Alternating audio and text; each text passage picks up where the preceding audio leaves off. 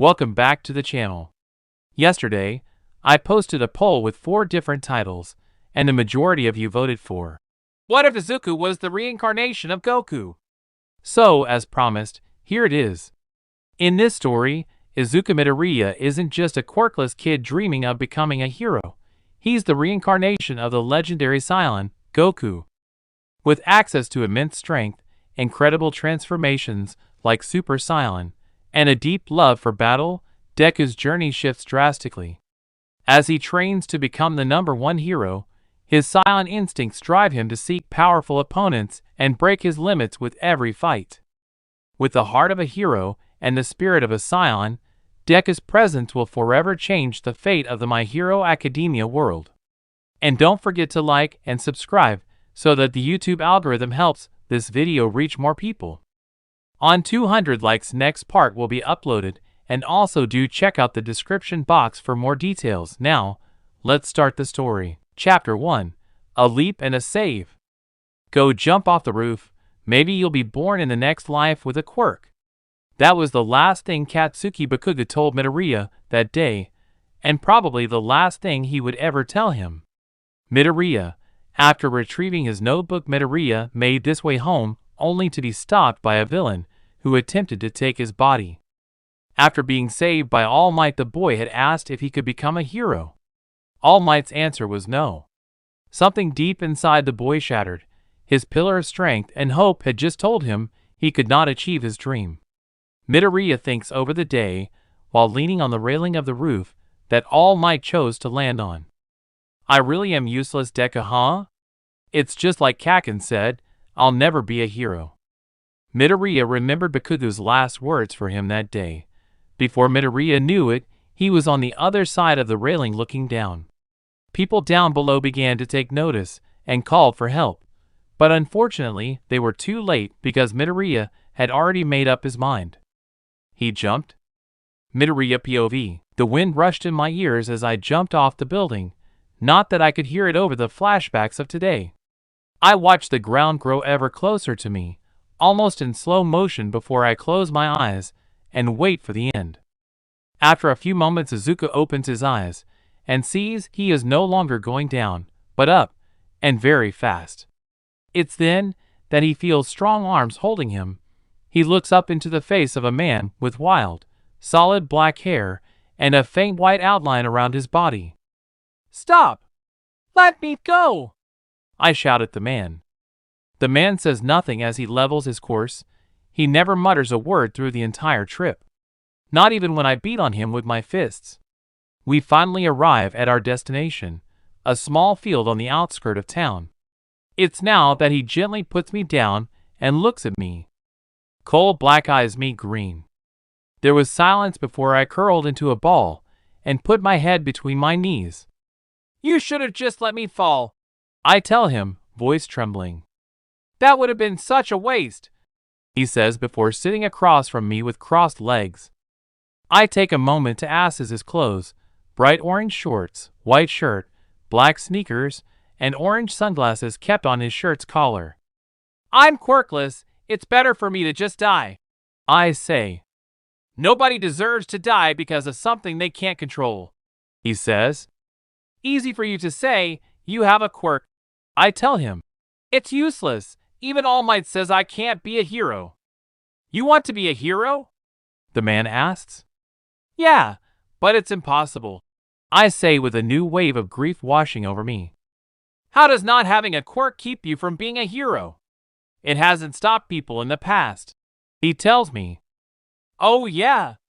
Tell me who these people are," I say, locking eyes with him. "A Hyamcha? Look, they lived far before our time, so I don't quite know them. Besides, I didn't use my quirk to save you," he says. There was silence for a moment. "But we flew, and we couldn't have been in the air for more than 20 seconds. I shout, suddenly on my feet. "We didn't fly that far. Besides, my quirk is called Destiny. I can tell you what your destiny will be just by looking into your eyes," the man says. "But how?" I shout again. He's quiet for a moment. "Everyone can do what I just did with training. Of course, you must have a natural talent to become good at using ki, but anyone can learn the basics. He tells me before standing up. I don't know what to say, so I just stand there. Anyway, take this number and call me if you want more answers or help later.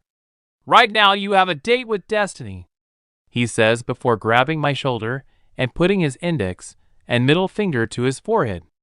Suddenly I'm in the market district with the stranger nowhere in sight. Then an explosion that rocks the ground catches my attention. I quickly duck to avoid the heat and look to see Kakin and the slime villain. Wait, the slime guy? I must have knocked the bottle out of All Might's pocket when I grabbed him. This is all my fault. Again I'm useless. I go to walk away, but the stranger's words flash back in my head. My quirk lets me see your destiny. Who says you can't be a hero? Right now you have a date with destiny. It's also that moment that Kakin looks in my direction. He's terrified. Something inside me ignites, and I turn quickly on my heels and sprint into the chaos and flames. Ignoring the yells of people and pro heroes alike, I pick up the nearest object, which happens to be my bag? How thoughts for later. I throw my bag as hard as I can at the only sole part of the slime villain, his eyes. He curses and is distracted long enough for me to pull Kakin out enough so he can breathe. Cough, cough, what are you doing here, Deku? Kakin yells. I give him a shaky smile and look him in the eyes. You look like you could use some help, I say, renewing my efforts to pull him free. You again? The slime villain says before throwing a slimy attack my way. With no time to dodge and no time to block, I close my eyes and wait for the end for the second time today. I just hope I bought enough time for the heroes to save Kakin. Any minute now. I really am pathetic, a deep masculine voice says. All Might? I ask, looking up at the man in question. He grabs Kakin's arms. Even though I admonished you, I wasn't putting what I said into practice. He breaks free of the tendrils of slime wrapped around his arm. Pros are always risking their lives. He pulls one fist back. Detroit smash.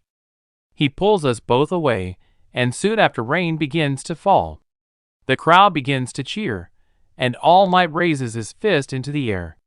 Soon the area is swamped by people and pro heroes, while Kakin receives praise for his bravery. I am scolded. As I walk home once again, with a bitter taste in my mouth, I begin to think maybe I'm going crazy and I just imagined the stranger. Maybe it was all in my dash. I am here! All Might shout while running around the corner. All Might! What are you doing here? You were surrounded by press the last time I saw you, I shout. Ha ha ha! I've learned a few tricks in my day, young Midoriya, so getting away from the press was no big deal. Why? Because I am all dash. He suddenly squirts blood from his mouth and changes into his skinny form. Might. I quickly look away from the man, remembering his words to me. What do you want? Here to scold me too? I ask. Young man, I can here to thank you and discuss your question from earlier. If you hadn't told me about your life, if you hadn't rushed into that fight, I would have been a worthless bystander standing in the crowd. You told me you didn't have a power. So when I saw this timid, quirkless boy try to save a life, it inspired me to act too. There are stories of top pro heroes from their high school days, most of which have one thing in common. Their bodies move without thinking. He says. I was already on the verge of tears, and hearing this plus the stranger's words made me realize something. Dropping to my knees trying to stop the tears, All Might tells me, you too can become a hero. My destiny was to become a hero. I do not own My Hero Academia or Dragon Ball. You too can become a hero. 6 simple words. 6 words that meant the world to me. 6 words that changed my life forever. Not so much as the next ones, though. You are worth inheriting my power, All Might says, looking at me. And inherit? What? How? I exclaim. All Might laughs, coughing up a little blood in the process. You should see your face right now. My power is like a sacred torch, passed down from person to person, getting stronger after each one. It's the strength of all those who held it before me combined. I won't force you to accept, though, All Might states with a grin. I accept, I say before I realize it. There's the answer I was looking for. Meet me this weekend at Dagoba Municipal Beach early in the morning, he says excitedly. Oh, and here's my number if you have any more questions. I hesitantly take the number, still unable to process everything that has happened. All Might leaves with a wave, and I head home, number in hand. I saved his number on the way home when I remember the stranger's number in my pocket. Pulling out my phone again, I send him a text. Hey? Stranger? S. Midoriya, correct? The guy who I caught? Yeah. That's me. S. Good to hear from you. I take it everything went well. More than you know. S. Ah, so you accepted. I freeze for a moment. Did he know about All Might's secret? What do you mean? S. All Might offered you his quirk, right? He does. How did you know that? S. My quirk. Remember? I can see your destiny. Oh? Yeah. S. Anyway, it's getting late right now, so if you have any more questions, meet me at the Hungry Hound Cafe tomorrow after school, okay? I'll send you the address. Okay. I never got your name, by the way. S. Sun Kombu, just Sun is fine. Okay, see you tomorrow. I want to know more about this guy. Should I ask him more questions? No, he said he'll answer my questions tomorrow. Still though, I can't help but feel like I owe him. He did save me after all. Looking up, I noticed the street lights began to flicker on, and I hurried home before Mom gets any more worried. Midoriya's house. I didn't realize it was this late. This is bad. Mom has to be worried sick about me. I quickly make my way up the steps and slip into the house. I'm home, I say slightly louder than normal. My baby! Are you okay? She practically shouts while checking me all over for signs of harm. I'm fine, really, I say, gently grabbing her hands and looking her in the eye. I promise. Okay, I was just so worried when you didn't come home, and then I saw the news, and you still didn't come home, and I thought. She continues on for a while. Is this what it's like on the other end of my mumbling? Mom, I'm okay, I say, snapping her out of it. She looks at me for a second with ready eyes before giving me a shaky smile. Yeah, you are, she says before brightening up more. There's Katsudon in the kitchen. I don't even respond, but instead bolt off to the kitchen. Next day, Hungry Hound Cafe. It's actually surprisingly close to the school, which is lucky for me. On the outside it seems like a regular old cafe, but inside it looks like a gourmet restaurant. I can't pay to eat here, I think. Hi! How are you today? A young lady with brown hair exclaims, menu in hand. I'm okay. I'm here to meet someone. I panic. She was just too close. Okay, name of the reservation? She asks. Sun Kanbu, I say. She smiles even brighter. So you're the boy my son made friends with, she exclaims. I'm Sasha. It's nice to meet you, I say, bowing quickly. It's nice to meet you too, kid. Let me go get that boy from the kitchen. Take a seat over there in that booth so you two can talk and take this menu to look over, she says while shoving me, menu in hand, towards a booth. The decor of the room are dark, cozy colors like brown, red that looks like the burning embers of a fire.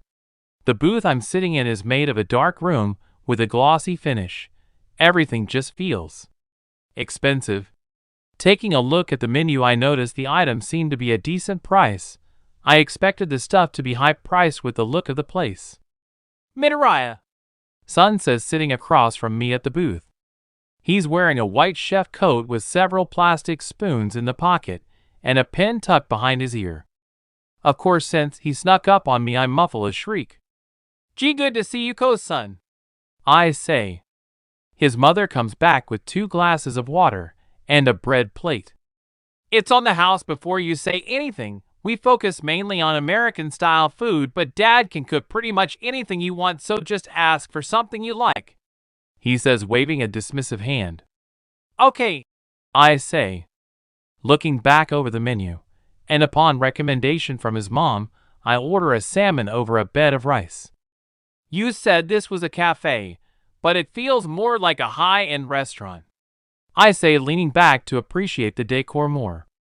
"My dad always wanted a restaurant where people who didn't have as much money as rich people could experience high-end food. We even open the place for homeless people 2 days a week," he says. "That's awesome," I say. "Is his quirk like lunch rushes?" "No, my dad is quirkless," he states.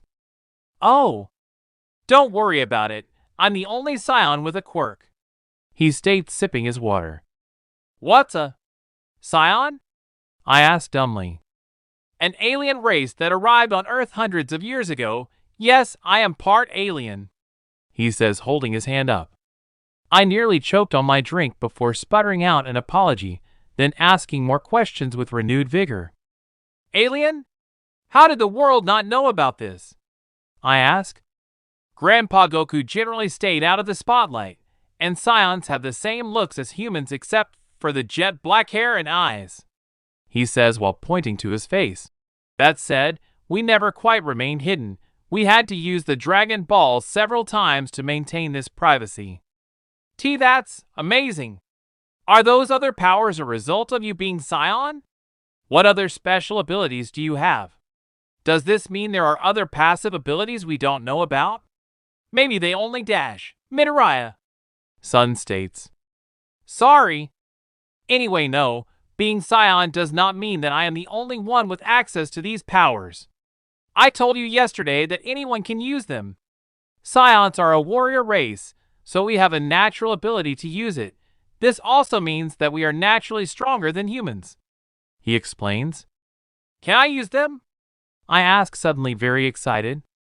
Not if you plan on getting a quirk, he says deadpan. I look at him confused for a few seconds before he continues. All Might's quirk will require all of your key reserves for it to be active. If you try to use it for anything else, the consequences could be dire, Sun states simply. Doesn't your quirk require you to use this key then? I say. Yes, but the amount it uses is nothing compared to my key store, Sun says. Here's your salmon kid. A tall buff man with jet black hair and an easy smile on his face says, as he sets my food down on the table. Thank you, I exclaim. The tall man walks back to the kitchen, leaving the pair alone once again. That was my father. Don't worry though, he wouldn't hurt a fly, Sun says. It honestly looked like he could rip me apart with one hand, I say nervously. He could easily, Sun says, sipping his water. Just how strong are you guys? I ask. Sun is quiet for a moment. He then pulls a matte black stick from his back pocket. This is my medicine. If I were to not take it, my scion side would destroy the human side, he says. How do you take it? I ask. It's like a vape/inhaler. Anytime I feel myself losing control, I just breath it in, he says. Do all of you need one of those? I ask. Sun winces a bit at this question. No. I'm a bit of a rarity. I'm the strongest Saiyan that's been born in decades. Because of this, the Saiyan instincts want to come out and destroy the weaker human part of me. The medicine lowers my power, but keeps me in check, he says, breathing in the vapor. What exactly would happen if you didn't use it? I ask. Sun ponders this for a moment before answering. I have no clue. I could lose control and die from the human side of me being exterminated.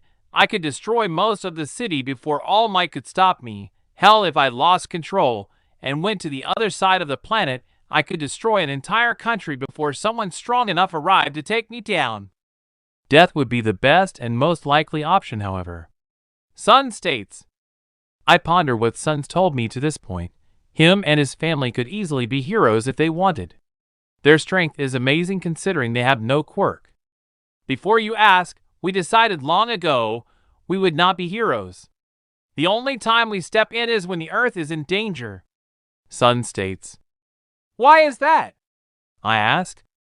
A smile spreads across Sun's face. To answer that question, I must tell you the story of the first Saiyan to arrive on Earth. He was just a baby when he arrived, but he would grow to become the savior of the universe. His name was Son Goku. Hours later, and after Izuku had his fill of never-ending questions answered, he left the cafe.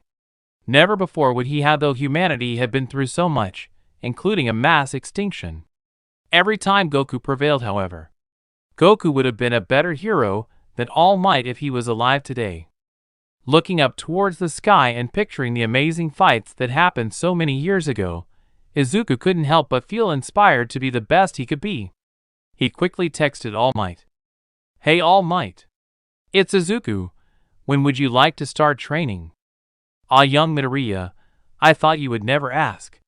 Meet me at Dagobah Beach at 4 sharp. Bring athletic wear and determination. And make sure to eat breakfast. 'Cause you're gonna go plus ultra? Yes, sir. Izuku was trembling with fanboy emotions and excitement. Omigo D just texted Al Maitan he and Surendem gonna train with him tomorrow. He exclaimed lead inside his head as he practically ran home. The aim to pass American Dream plan All Might came up with was absolute hell for the young teen. He had been at it for a week now, only for him to realize how monumental this task would be, and couldn't help but feel a little overwhelmed and discouraged. There had been many thoughts running through the boy's mind as he desperately cleaned the beach.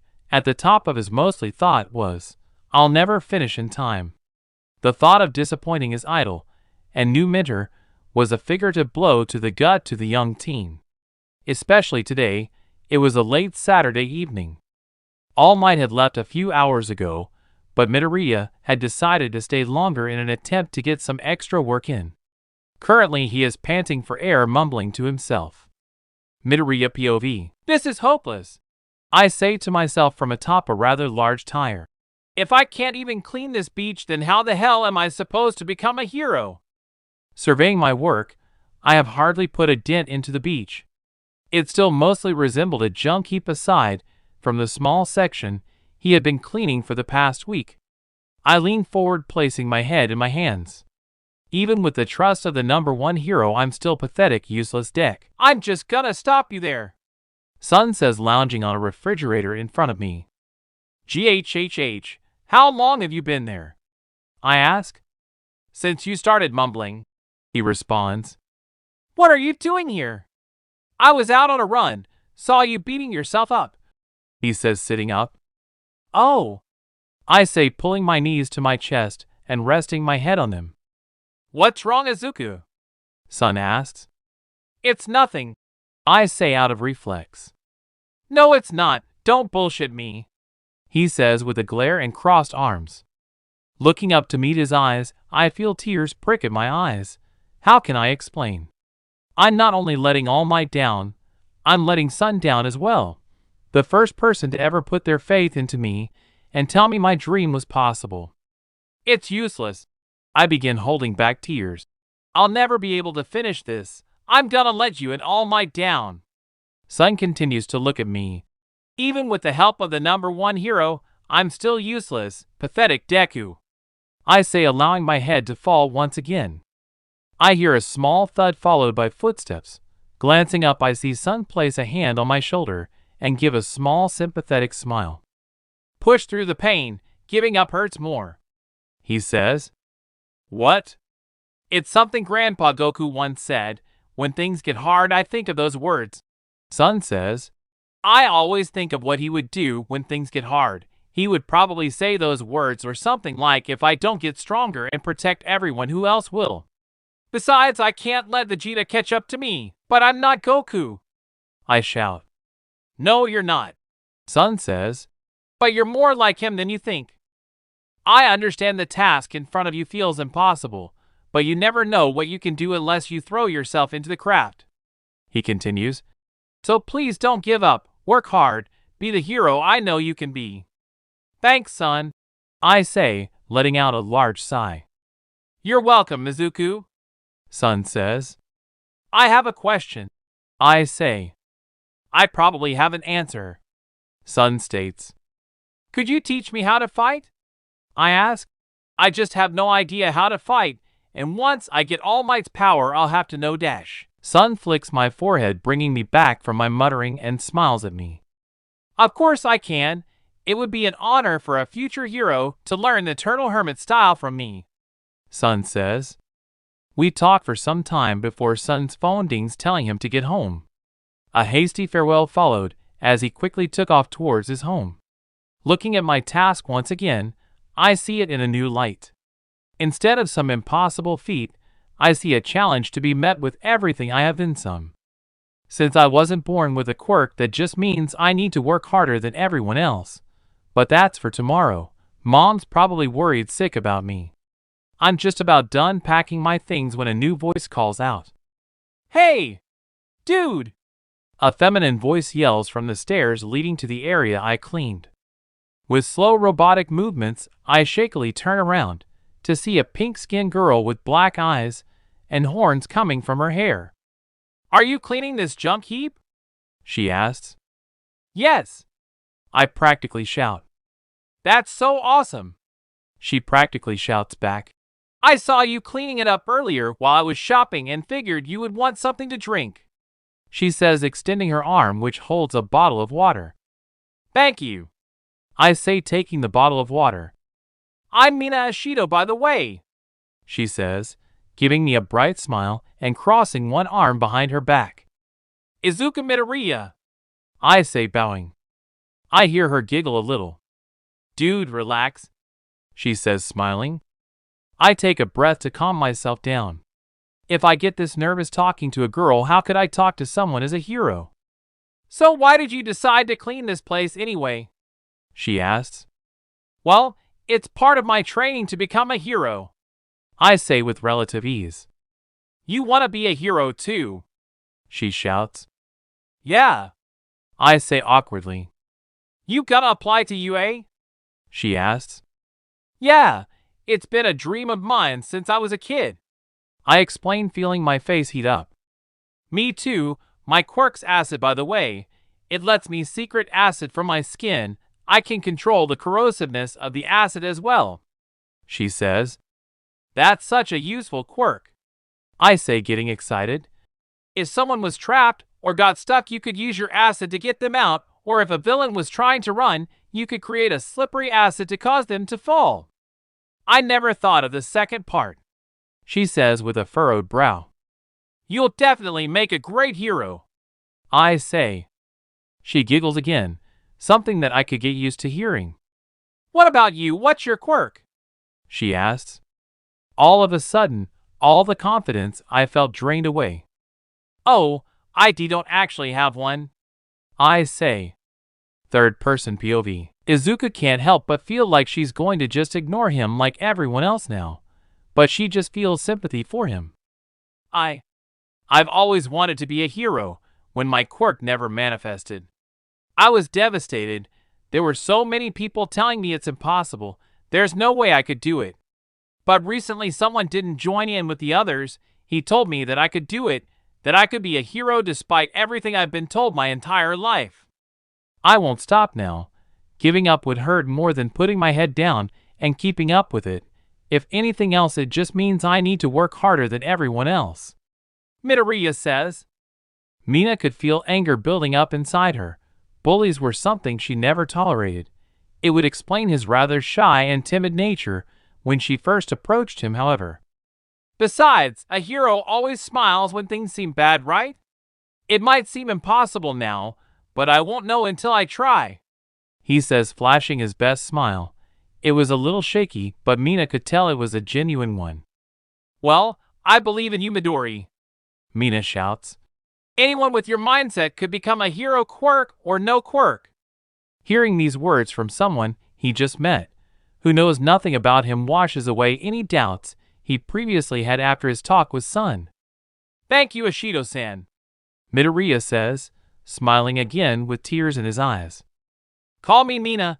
That's what all my friends call me, Mina says. Unknown to Mina, this caused a total meltdown in Izuku, The thought of calling a girl by her first name caused him to become embarrassed and quickly turn red. "Dude, you okay?" Mina laughs at the flustered boy. "Yeah, I'm fine," he practically shouts. Mina's phone suddenly buzzes. She explains it is from her mom telling her to get home soon.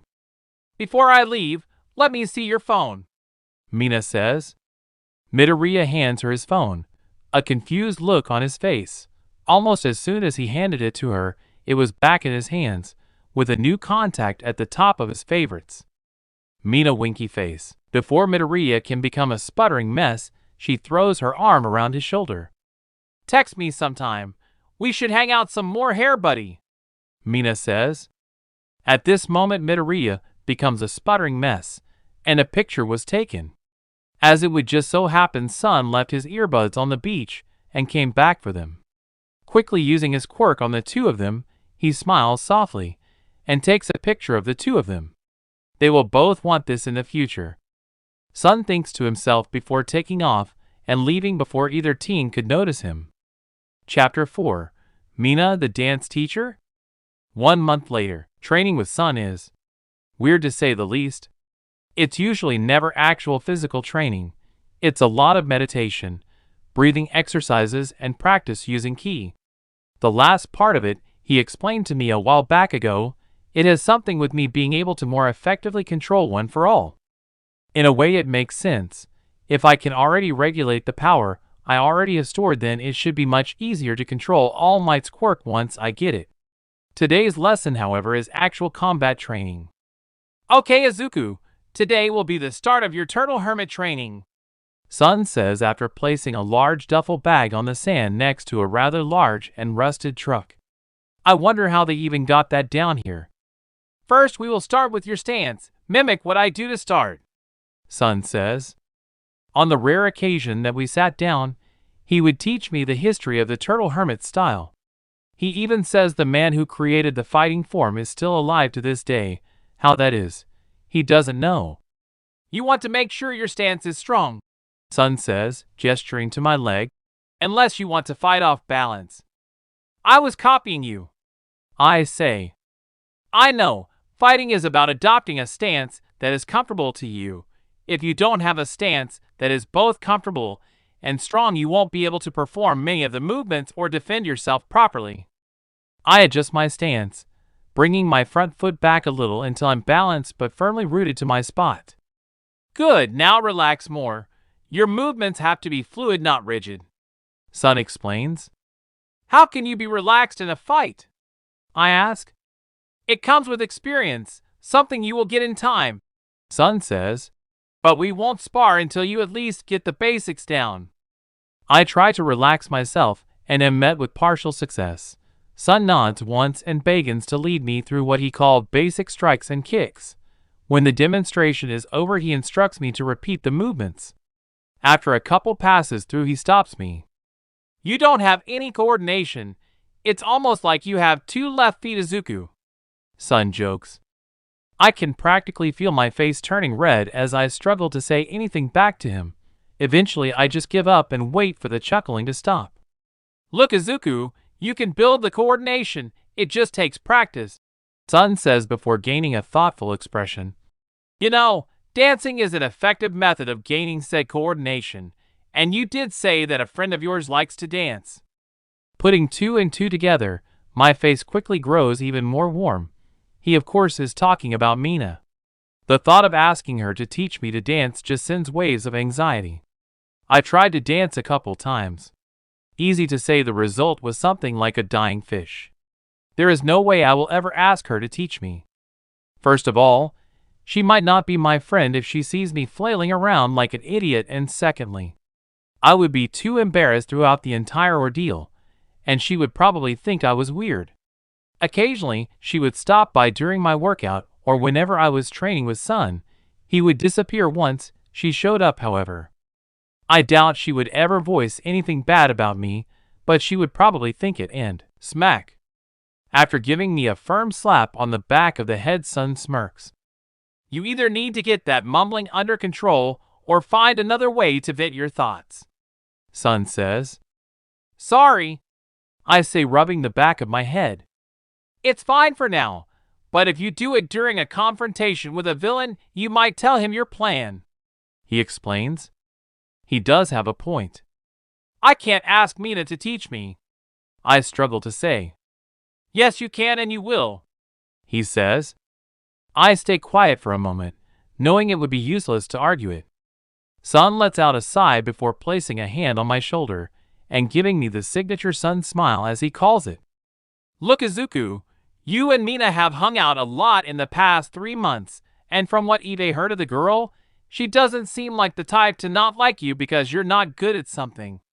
Hell, she might like you more for trying to learn how to do something she likes. Sun says. I know. I say.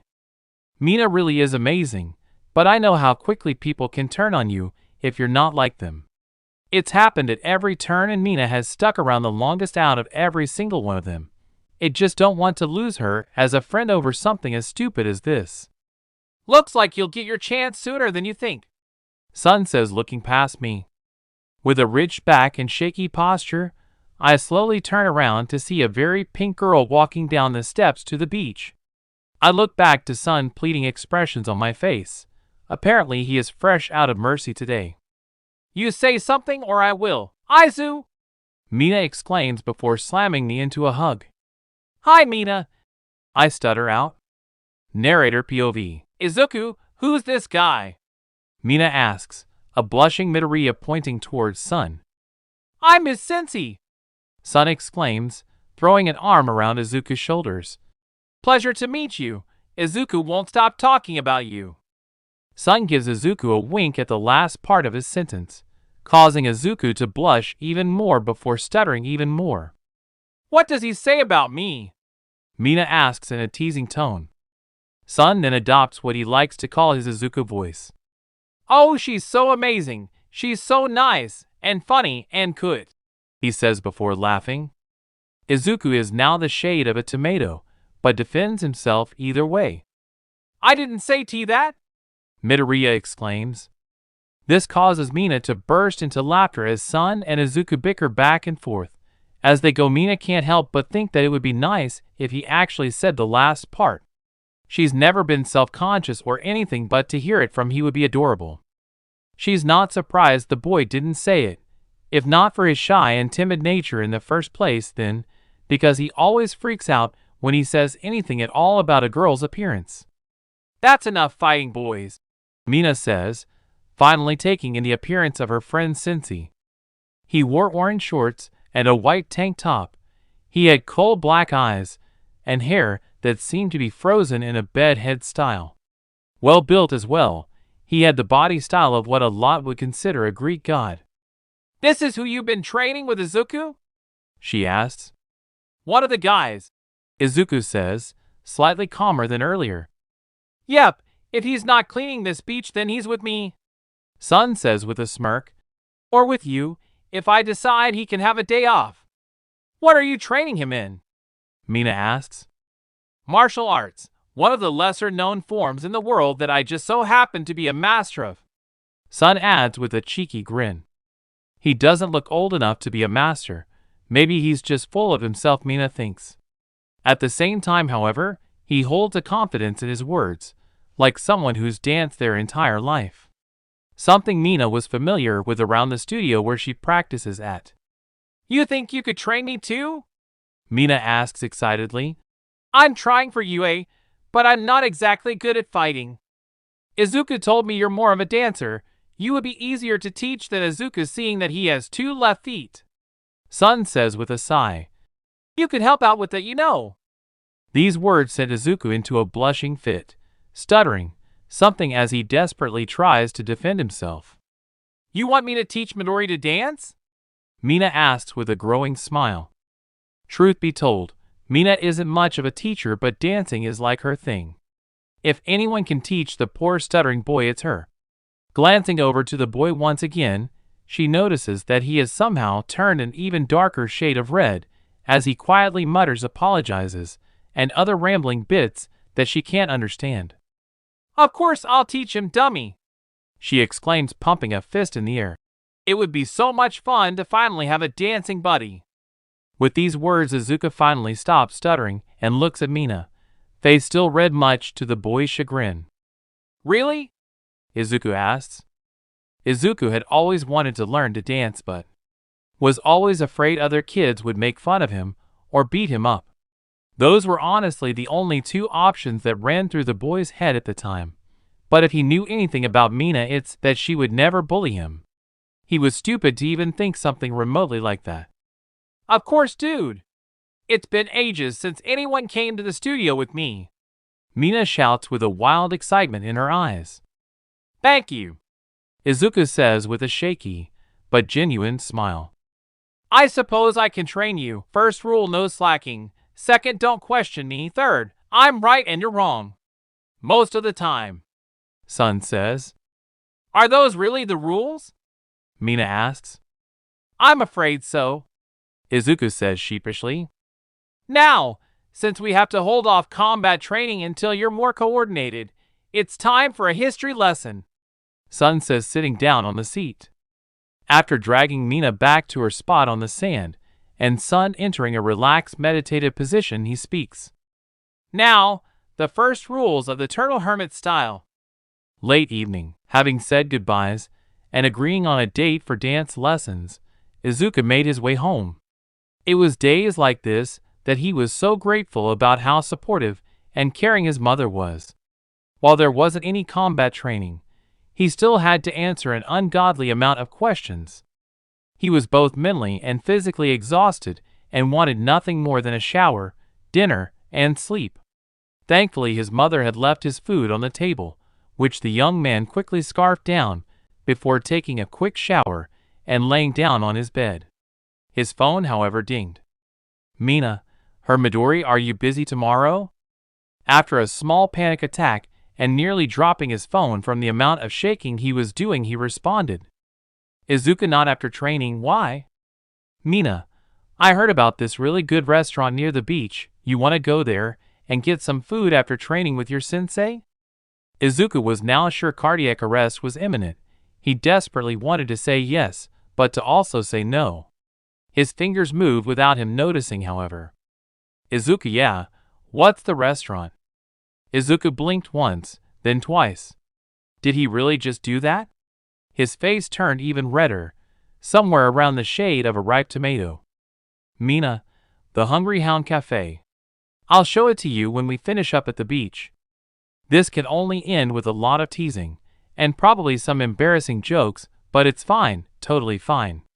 Izuku can only repeat these words inside his head until he falls asleep that night. The next day, restless was not the word for how Izuku slept. It was accurate, but very mild compared to what he actually experienced last night. It did not, however, dampen his mood for the day. He quickly showered, dressed, and made his way to the kitchen for breakfast. The breakfasts Izuku ate nowadays were under All Might's meal plan. He modeled it after some famous bodybuilder years ago. Breakfast today was thick bacon, lots of eggs, a protein shake, and a slice of Ezekiel bread with avocado. It left much to be desired, but Izuku had to admit, the meals had results. After training for such a short amount of time, his body had already begun to show signs of greatness. Namely, increasing in bulk, much like All Might, after studying for a long while on workouts, so he could better understand what he was doing. Izuku found a solution to the huge amount of bulk that would undoubtedly get in his way later on. He could simply cut, a process in which you burn off the fat you gain from bulking. That's thoughts for later, however. He quickly finished his breakfast and made his way to the beach. Since it was Saturday, he was allowed to sleep in a little. It was currently around 9 in the morning, and the beach was still a dump heap. An organized dump heap, but one nonetheless. Upon arrival, he noticed Sun had already arrived and was doing his own training routine. Even after seeing it every day since he started cleaning the beach, Izuku was still amazed at the acrobatic displays and force behind each strike. With a single fluid motion, Sun could punch straight through a truck like it was nothing. As if to make his point, Sun finishes his routine with a flying axe kick to the top of a something. It's honestly too old to make out what it is. Either way, It crumples underneath him like a car driving over a can. It's then that Sun looks over to Izuku. You will be able to do this too one day, so could you stop looking at me like I'm the second coming of Jesus himself? It's kinda creepy, Sun says nonchalantly. Izuku stumbles his way through an apology and quickly sits down when prompted. You will not be training with me today. When Mina shows up, you will be with her learning to dance, Sun says. Face red in embarrassment and some anxiety, Izuku once again begs Sun to not make him do this. We've been over this, Izuku. My strikes are so powerful and smooth because they are fluid motions, and I don't think about what strike to do next.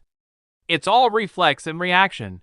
Dancing is the simplest way to get you out of your own head and not think for once, Sun says dispassionately, hanging his head and nodding. Izuku agrees with him. Everything Sun is saying makes total sense. He just wished it didn't have to be Mina who taught him. Hi, guys!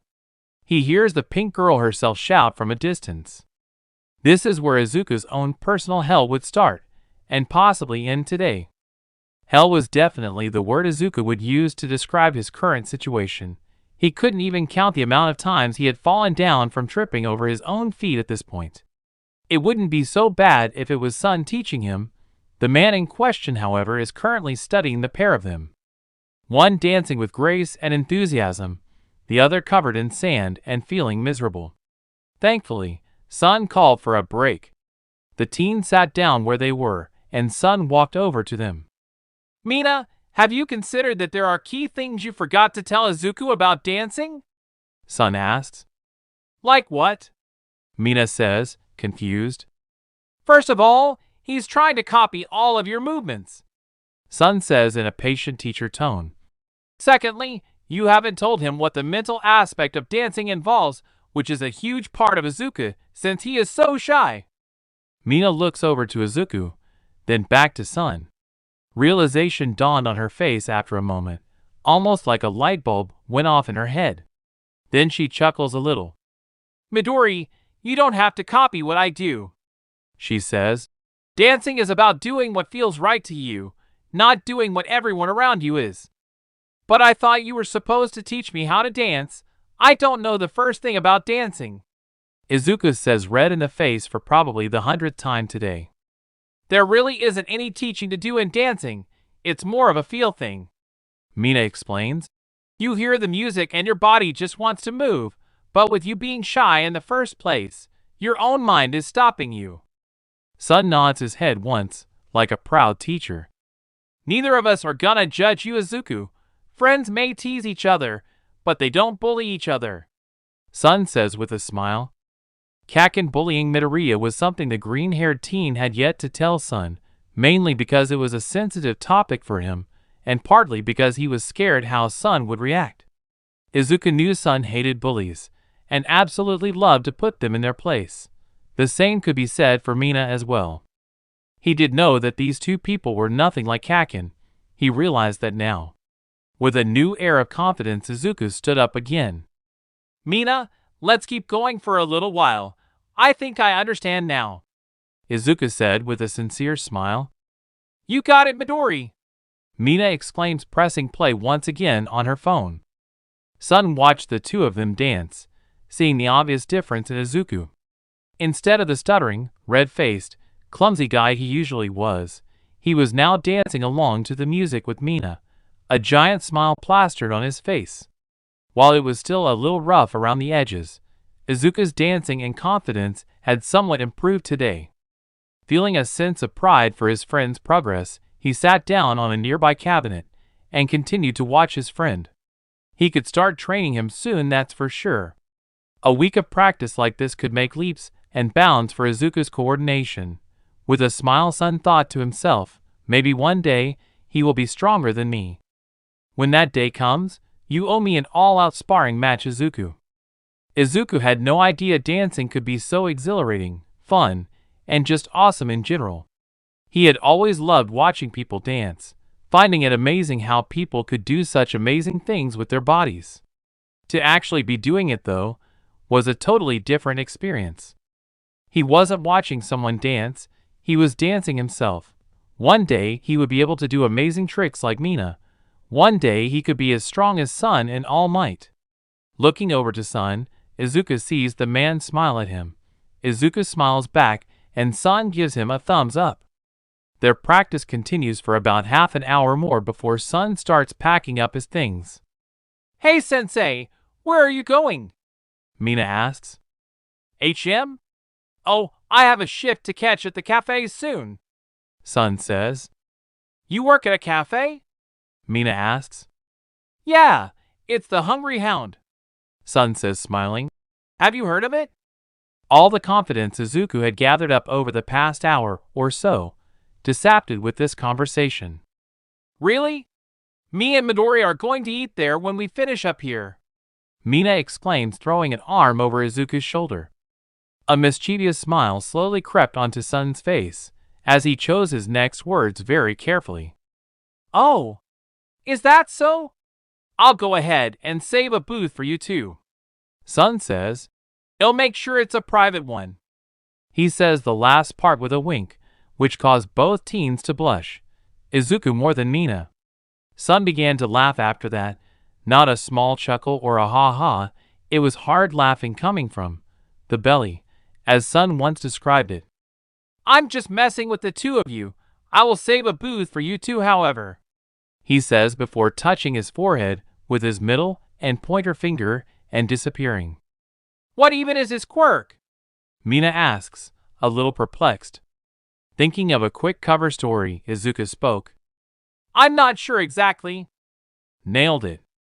The Hungry Hound Cafe. Sun popped into existence in the kitchen next to his dad as he prepared for today's service. Hey kiddo, how was Izuku's training? The older man asked. Interesting. Remember how I said a female friend of his would be teaching him to dance? Yep. They have a lunch date here today. The knife stopped moving as a look of pure seriousness came over Sun's father. He put the knife down and turned to Sun, placing a hand on his shoulder as he did so. Go get your mother, tell her code blue, his father says in complete seriousness.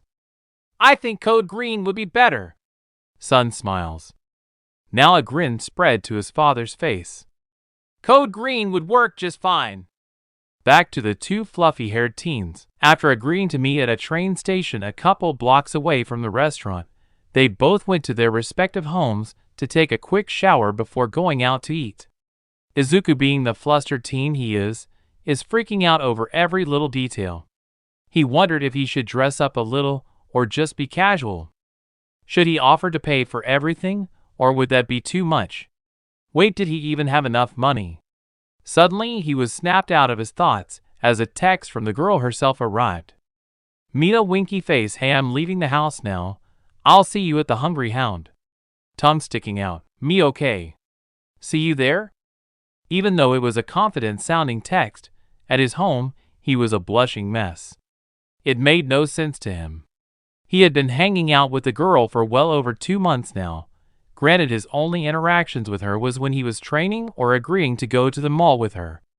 Calming himself with a shake of the head and a small sigh, he finishes getting dressed. He decided on something casual, blue jeans and a plus ultra green tee. The red shoes were a given for whatever he chose to wear. With a bye to his mother and a wallet of money, Izuku leaves the apartments and makes his way to the Hungry Hound. Sun POV. Took them long enough to get here. It's been a minute since Mom and Dad could tease someone like this. Sun thought as he looked over to his parents to see both of them pacing anxiously. To anyone but the Sun family, this would be weird. To the Suns, though, this is one of the most fun things in the world. Kanbu smiled as he watched his parents get more and more excited as Izuku approached the restaurant. It's not every day his parents get this excited over a customer. They, however, saw the young brunette as family. That much has never changed. They all had Goku's caring heart. They couldn't know about how Izuku met for that exact reason, however. His parents, father in particular, have a rough history with bullies. Being quirkless plus having to keep your true identity secret makes you an outcast. His father would probably maim the kid who pushed Izuku over the edge that day.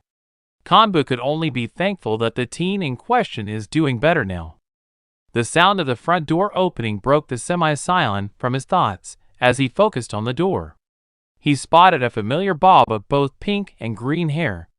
He gave his father a thumbs up and nodded to his mother. Operation Code Green is a go. Midoriya POV. Izuku had visibly calmed down as he was with Mina. Somehow, she could always do that. The duo met up at the train station by accident. Mina had gotten off the train before Izuku and was about to go up the stairs when she saw him step off of his train. The two talked about random topics as they strolled to the restaurant.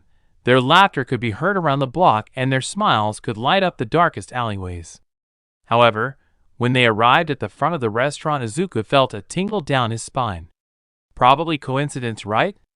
The duo walked through the front door and was promptly greeted by Sun's mom. "Hey, sweetie. Table for two?" she asks with a wink. "Yes, please." Izuku stammers out. "Hi, I'm Sasha, Sun's mother," the older lady says, extending a hand to Mina.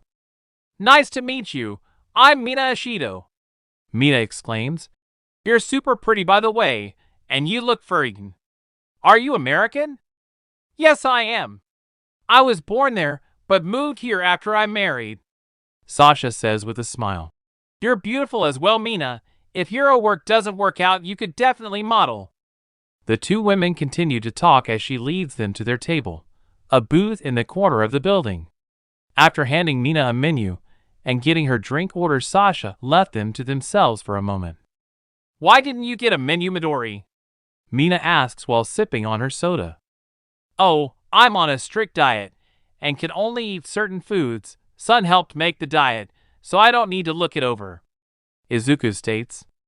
"You're really hardcore when it comes to training, aren't you, Midori?" Mina asks with a small chuckle. "Yeah, I guess," Izuku says, scratching the back of his head. Really, he didn't feel like he was working hard enough. The senza beans Sun provided were speeding up the process, but he still only had 7 months until the entrance exams. "I don't think I would survive everything you do," Mina says sincerely. "Well, it's tough, but I have to do it." "I'm too far behind everyone else already." "I know, just don't work yourself into the ground," Mina says with slight concern.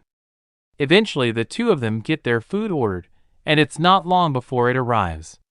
Soon the building is filling up with the usual rush of people at this time. Mina and Izuku are chatting and cracking jokes with each other. Soon enough, the food is nearly gone and Izuku is thanking whatever deity that watches over him that nothing embarrassing happened. Soon Sun's father leaves the kitchen and pulls back a curtain on the far wall. Izuku's heart dropped. "Welcome to karaoke night, everyone," Sun's father exclaims. There's an excited cheer from everyone in the restaurant but Izuku. He felt a cold pit of dread in his stomach as he looked over to Mina, who was looking at him. "Let's do some karaoke, Midori." The only thought going through Izuku's head at this moment was why, just why? Why did the world choose to actively target him? He currently sat across from Mina, who was giving him a look that was something akin to a puppy begging for another treat. "Yeah," Izuku simply answers. "Awesome," Mina exclaims with a broad smile and a fist in the air. Izuku shyly smiled back. Doing anything in public was one of the young teen's biggest fears. He honestly wasn't sure if he could do this at all. The only time he sang was when he was either home alone or in the shower. Not even his own mother has heard him sing before. "You want to do a song together, or should we do one by ourselves?" Mina asks. "Well, what did you have in mind?" Izuku stammers. "I figured we could do one together. I know you don't like being in the spotlight, so I was thinking it would be easier for you if we sang together," she said. That was more thought out than Izuku thought it would be. Guess she was even better at reading people than he thought.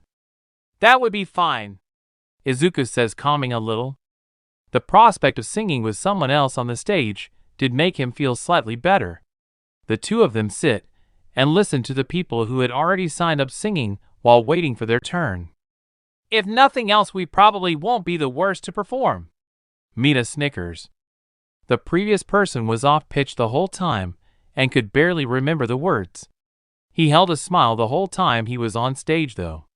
Everyone here is just having fun. There's no need to be nervous about anything. The performances went by rather quickly. Soon enough, Sun's father took the stage once more. All right, everyone. This will be our last performance of the night, and as many of you know, the final performance will be judged by you all. You get to decide if they win a prize or go home empty-handed. Having said that, Midoriya, Izuku, and Ashido Mina, please come to the stage. Wait, prize? What was he talking about? The pair stood from their tables and quickly made their way to the stage, Izuku turning a shade of red, while Mina seemed to bask in the attention. Now, spin the wheel for a random song, Sun's father said, while Sun himself brought out a wheel with at least 50 songs on it. I'll spin it, Mina shouts, throwing her whole body into the spin. Izuku could only grow more and more anxious watching the wheel spin, and soon enough began to slow. His stomach clenched when the wheel finally stopped. It looks like this couple will perform a duet of Perfect by Ed Sheeran. An old classic. Not really my style, but I think we can do this, Mina whispers. It was a song Izuku knew. Unfortunately, it was a really embarrassing one. Hey, we can do this, Mina says. Izuku calms himself and smiles at her. They are both handed a mic, and as soon as the room is quiet, the screen comes on with the lyrics. Here I will explain the dialogue for this. A sentence with will be the female part while will be male. The part where they sing together will be. The song opens with a soft tune quickly followed by a guitar playing in the background. Izuku takes a deep breath and sings. I've found a love. For me. Oh darling, just dive right in and follow my lead. Well, I found a girl, beautiful and sweet. Oh, I never knew you were the someone waiting for me. 'Cause we were just kids when we fell in love, not knowing what it was. I will not give you up this time, but darling, just kiss me slow. Your heart is all I own. And in your eyes, you're holding mine. Babby, I'm dancing in the dark, with you between my arms. Barefoot on the grass, listening to our favorite song. When you said you looked a mess, I whispered beneath my breath. But you heard it, darling, you look perfect tonight. Mina looked at Izuku in this small break, smiling to herself as she heard him sing. His voice was beautiful. Well, I found a man, stronger than anyone I know. He shares my dreams. I hope that someday we'll share our home. I've found love. To carry more than just my secrets. To carry love. To carry children of our own. We are still kids, but we're so in love fighting against all odds. I know we'll be alright this time, darling, just hold my hand. Be your girl, you'll be my man. I'll see my future in your eyes. Baby, I'm dancing in the dark, with you between my arms.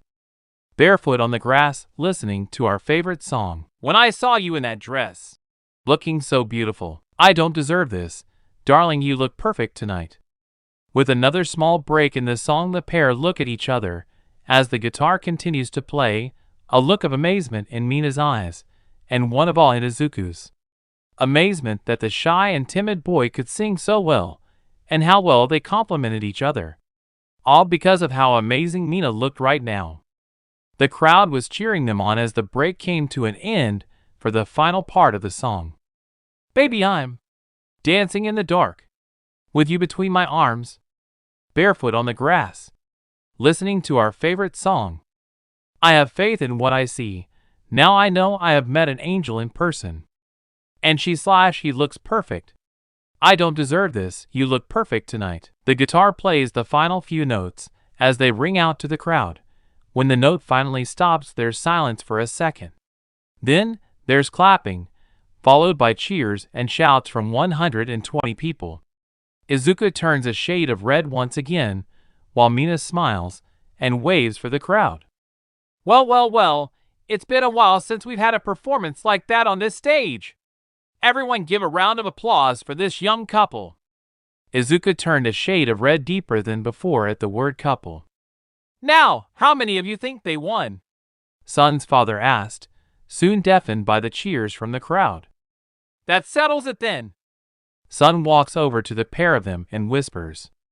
You can either choose for your meal to be free or for everyone here to have half their bill on the house. Son deadpans. The entire restaurant? Izuku exclaims. If you choose that, don't worry, we have the money to spare. Son's father says. Izuku looks over to Mina. She shrugs her shoulders, effectively leaving the decision to him. Thinking it over for just a moment, he turns to Son's father. Half off for everyone. Half off for everyone here tonight. Son's father exclaims. There's another round of cheers as he says this, and another round when he asks them for one final round of applause. The pair made their way back to their seats and saw a milkshake with 2 straws there. On the house, sweetie. It's been a while since I've heard singing that good. Son's mother says. Thank you, Mina exclaims.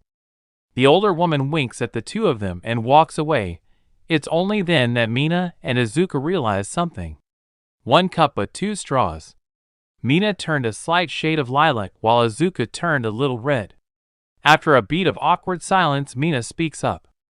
Well, it's free and beggars can't be choosers, she says, taking a sip of the sweet drink. Go ahead, Izuku, it's really good. Izuku slowly brought his lips to the straw, and with a blush drank the milkshake. It was really good, vanilla, a little chocolate, and some fruity flavor. Strawberry maybe? The two finished the milkshake and left the restaurant, Izuku offering to pay the bill since it was half off, but eventually agreeing to split the bill. The pair talked and laughed about a lot of things as they walked around town. Say, Midori, is it okay if I ask a question?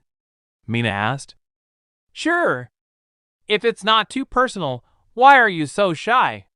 You looked like a different person singing on that stage earlier. Izuku stopped walking. He looked around for a second before gesturing to a bench. The pair sat down watching the sunset over the ocean. For a second, not a word was spoken. When I was 4, I was diagnosed quirkless. When word got around, everyone started bullying me.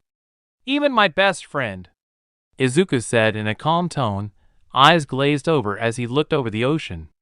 It went on for years and years. Talking to anyone became a struggle eventually. The only person I could talk to without stuttering was my mom. My best friend became my worst bully, and soon nobody would even talk to me. About a month ago, he told me to jump off the roof if I wanted a quirk. Maybe I would be born in the next life with one. And later that day I asked someone I admire if I could be a hero, and they said no. Mina looked at the boy with worry as tears started welling up in his eyes. She hated bullies, and to know such an amazing person was bullied like this made her angry. So angry that she wanted to melt whoever this guy was. When he told me I couldn't do it, I went to the edge and jumped. Izuku choked out the last word. Mina's eyes widened at this. If it hadn't been for Kanbu, I would be dead. He saved my life. Izuku was crying full force now. He's the first person to ever believe in me. He told me I could be a hero, quirk or no quirk. Mina hugged the boy as he cried. She had a few tears in her eyes as well. By the end of it, however, Izuku looked different. Like some weight had been lifted from him. Sorry I got off topic there. I guess I just needed to get that out of my system, he said, smiling sheepishly. Don't worry about it, dude, Mina said with a smile. The pair sat in silence for a minute before Mina put a hand on Izuku's shoulder. For what it's worth, I'm glad you're still here. You're such an amazing and caring person, and the world is better with you in it. And if this guy gives you any more problems, tell me or Kanbo will take care of it, Mina says. Thank you, but please don't do anything. Kaken is a good guy deep down, and I know my best friend is in there somewhere. Just let me handle it. Izuku smiled at her. He really is too caring, Mina thought to herself with a small smile.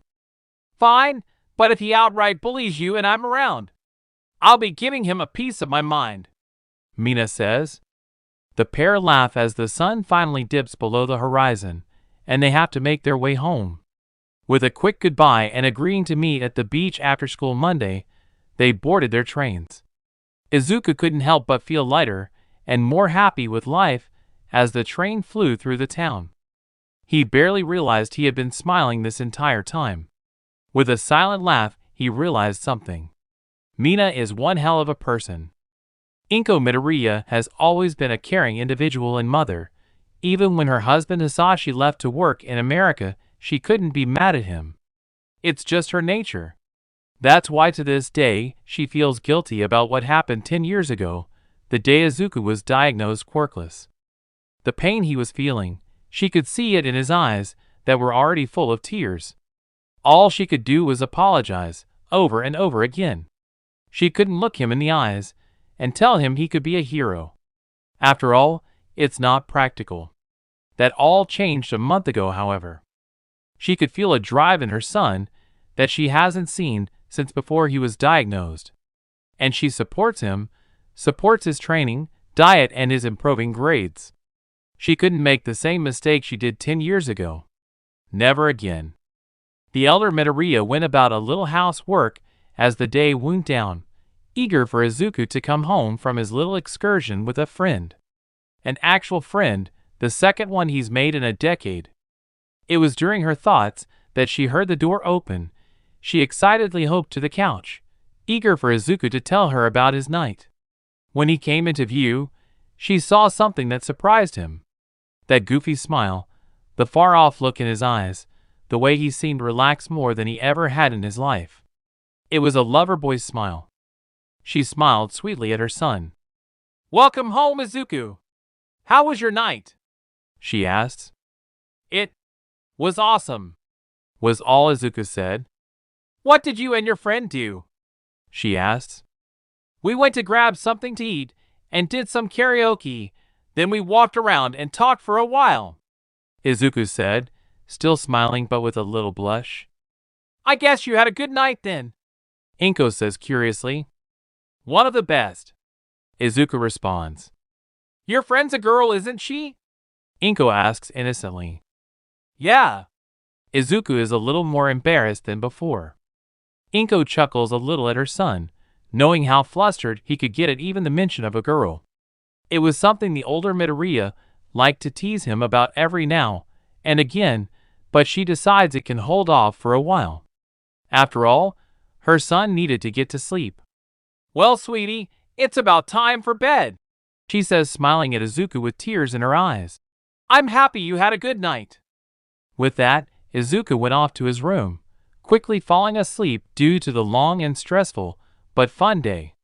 Inko sat on the couch for a while, staring off at nothing in particular, just happy that her son was happy and doing well in life.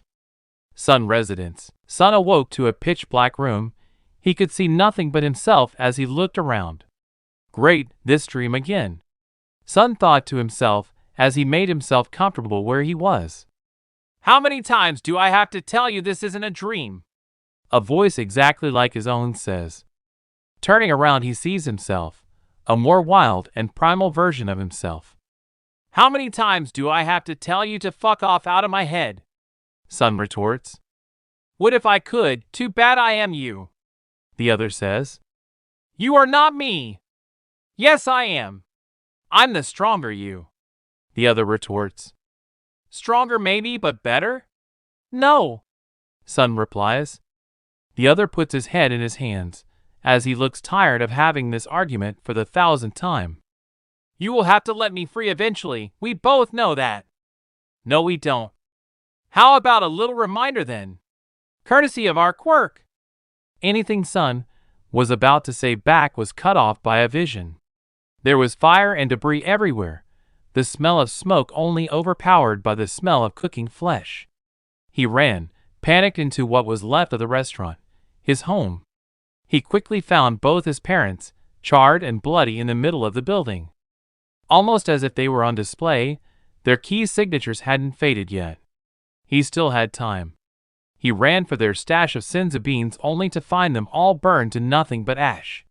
He could feel them fading fast, almost mechanically.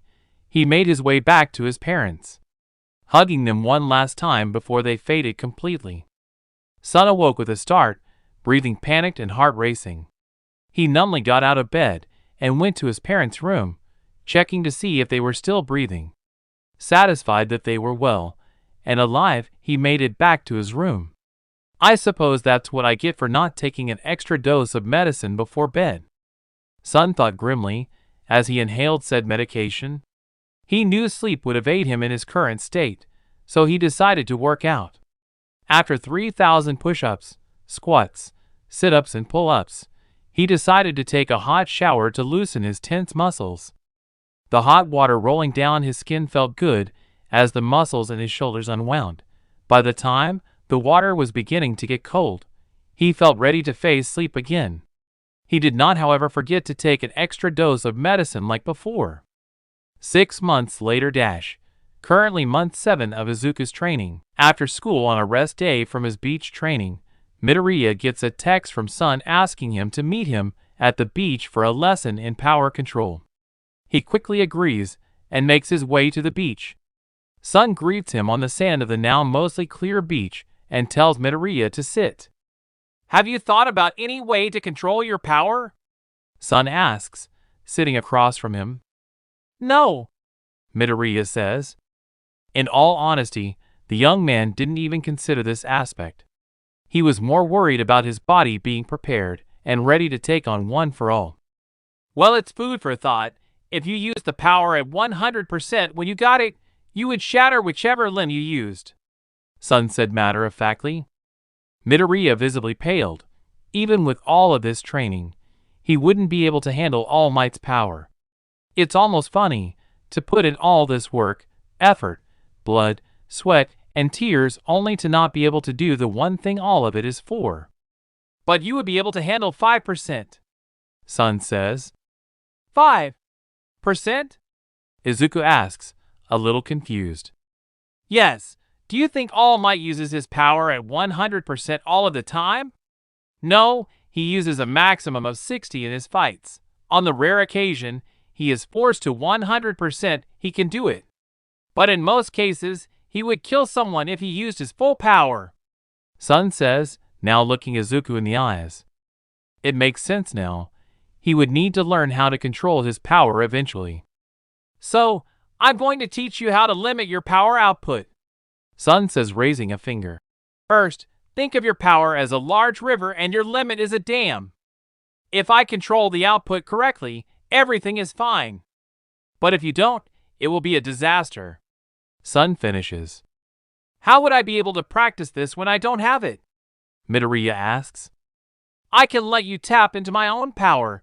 It takes a bit of concentration for me, but it will allow you to experience what One for All would be like and how to tap into it without hurting yourself, Sun explains. After agreeing to the idea, Sun closes his eyes. When he opens them again, Midoriya can feel a rush of power entering him. Along with a presence, you could almost call it that. It's like when you're alone, but you get the feeling of someone watching you. Midoriya breaks out of his trance and begins going through the technique Sun described. Focusing on controlling the output, he slowly begins to walk, the effort of keeping the limit to what he can handle, and moving almost being too much for the young man. Soon enough, he can walk freely without his complete focus being on the power output. Right when he is about to tell Sun that he understands, the world goes black. When he next opens his eyes, he's in front of a giant door, locked with 3 locks and wrapped with chains. Suddenly Sun appears next to him, but it isn't the Sun he knows. Hello, Midoriya. It's a pleasure to finally meet you, the other says with a smirk. Who are you? Midoriya asks, petrified. Kombu, or a part of him anyway. Suddenly the room begins to disappear from Midoriya's vision, the door being the first thing to vanish. Seems your time here is at an end, Kombu says. As fast as he was brought to the strange place, it vanished. Midoriya opens his eyes to see the concerned face that is Sun. Are you okay, Izuku? You kinda spaced out, Sun says.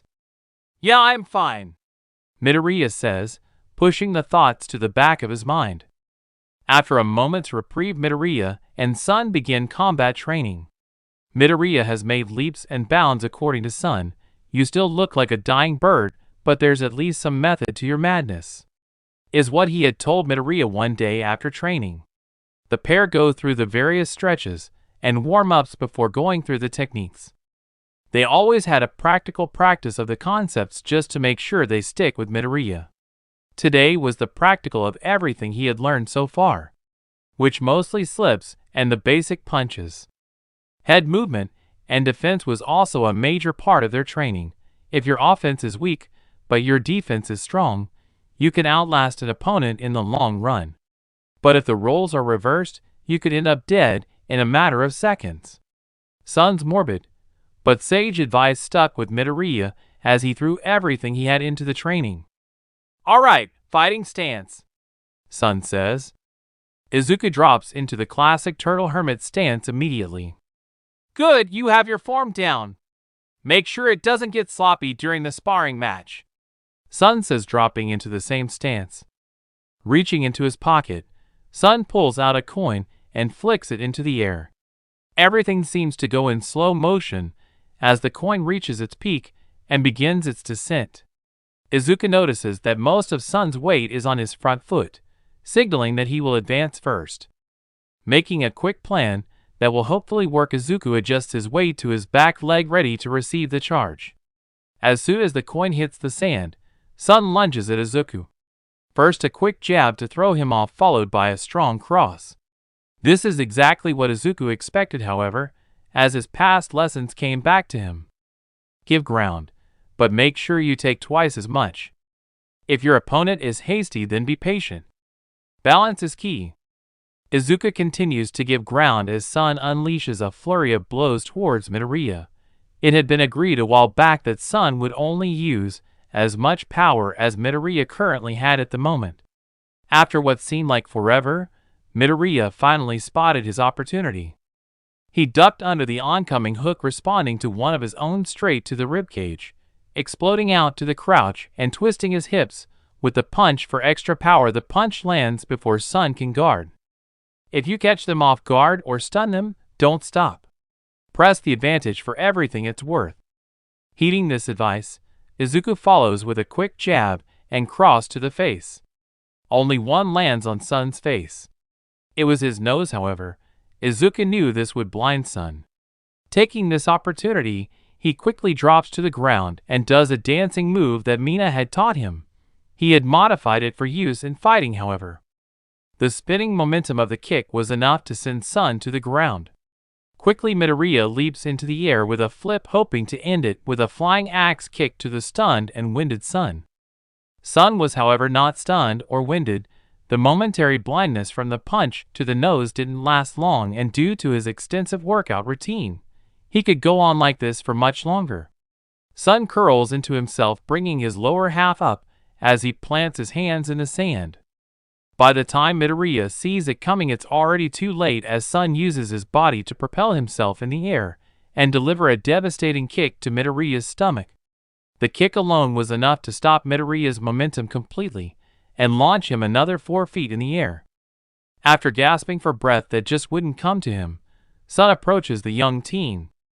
You've been promoted from a dying bird to apprentice, Sun says with a sly smile, offering a hand. Midoriya smiles as his breath comes back to him, and he stands up once again. Sun pats him on the back as his look turns thoughtful for a moment. I know a way to speed up your training progress, Sun says. This caught Izuku off guard, and he just stays silent. Senzu beans, Goku and Vegeta used them while training so that they could progress faster and train non-stop. The healing properties of them extends to the tearing of muscles during a workout. If we implemented this, it could increase the amount of training you're doing by almost triple with no negative consequences, Sun explains. Why didn't you tell me earlier? Midoriya asks. Because our family can no longer just go and pick up a bag of senzu beans whenever we want. We are limited to 1 bag a year, Sun says, producing a small burlap bag from his waist. Ah, a limited supply. That's the reason for the hesitance. And don't think I'm being too generous. Remember, my quirk lets me see glimpses into your future. If we weren't to use them, you would get your quirk on the day of the exam, Sun stated. I see.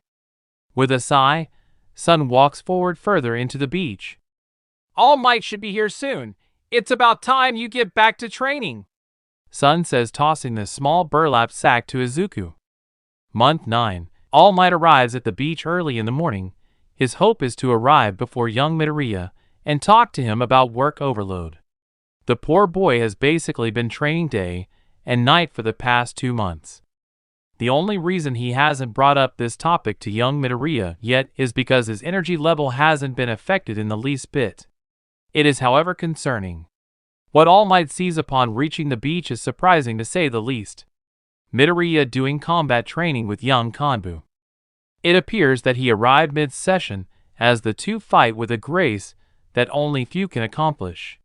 Glancing around the beach, All Might notices that there isn't a speck of trash anywhere in his sight. He would say something, but as of right now, he was entranced by the sparring match happening in front of him. Every punch, calculated to wear the other down, each slip and block happening on reflex only earned by long-time training. It could almost be called a dance. A dance where eventually Midoriya falls. All Might is finally broken from the trance, only to realize he's been watching for 20 minutes. Midoriya shouting! All Might yells, buffing up. All Might, you're early, Kanbu states simply. Haha, I had something to speak about with Midoriya shouting, All Might states. It has to do with him/me doing too much, doesn't it? Midoriya and Kanbu say at the same time. They glance at each other a little surprised before shrugging at the same time. Creepy. Yes, it does. I'm concerned Midoriya shouting is only impeding his progress by doing so. We have that covered, Kanbu says. Yeah, we have a super recovery supplement, Midoriya adds. Oh, All Might says. There's no need to worry about your son, Dad Might, Kanbu says with a chuckle. Both All Might and Midoriya choke at that. Anyway, as of now Izuku won't explode when he receives your quirk, Kanbu states. Very good, comes the enthusiastic reply from All Might. The next series of events was horrific for one, awkward for another, and absolutely hilarious for the last. Hours later. Do you remember our talk about Control Izuku? Sun asked. Yes, Izuku says back. Good, I can sense that your body has one for all now, Sun says. Now I want you to activate it and hit me with everything you have. No buts, I'll power up. My body is extremely durable, and we have senzu beans to back us up, Sun states. Izuku looks to All Might, who just nods. With a sigh, Izuku reaches in himself. Much like his training with Sun, Izuku can feel one for all. Almost like a river fighting against the dam, trying to break free of the barrier. Opening the gate and letting one for all flow through his arm, Midoriya unleashes a haymaker towards Sun. The punch lands on a fully powered up Sun. Thankfully his guard was up. The force sent him flying into the surge wall, almost 30 meters away. After making contact with the wall, he slowly slid down and barely managed to stand. Arm broken and ribs bruised, he shakily makes his way back to the other two. Pain was the first thing Midoriya felt after the punch. It was almost blinding. However, like Sun, he managed to stay on his feet and keep himself from screaming in pain. All Might probably would have noticed if he hadn't been looking at Sun in slight awe. After all, he didn't expect him to stay standing after a punch like that. Well, Sun says with a grimace, you pack one hell of a punch now. Does this mean I'm promoted again? Midoriya jokes. After a few chuckles followed by pained grimace, Sun takes 2 senzu beans and hands one to Izuku and quickly eats his.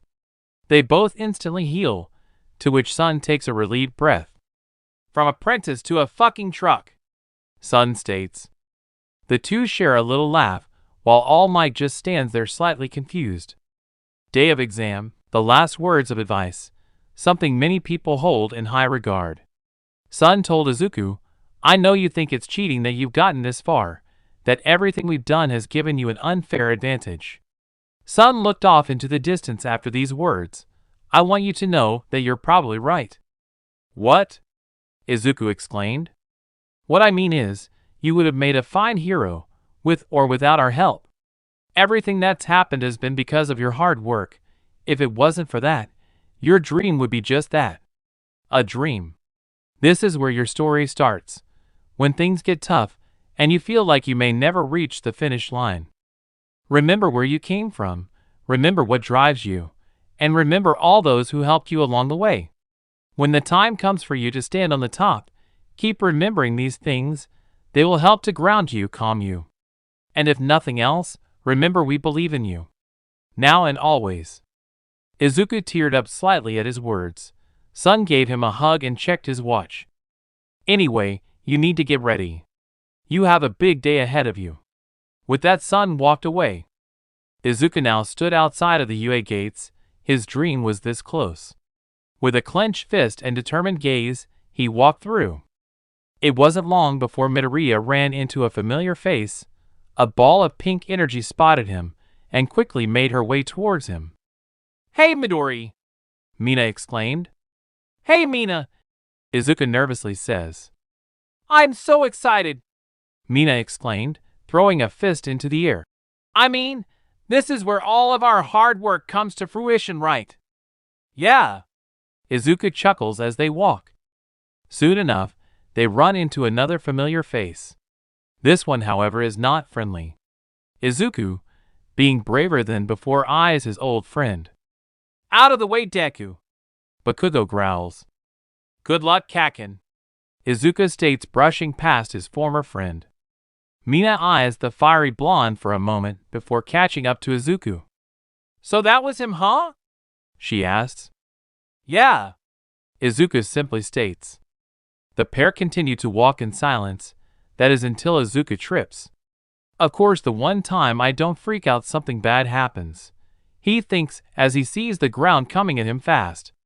He closes his eyes waiting for the impact. It never comes though. Wow, this is some deja vu. Izuku opens his eyes to see the ground only 2 feet from him. The fact that he was floating wasn't lost on him. "Sorry for using my quirk without asking," a woman says beside him. Izuku throws his weight to the side, effectively turning his body to face the sky, and looks at the woman.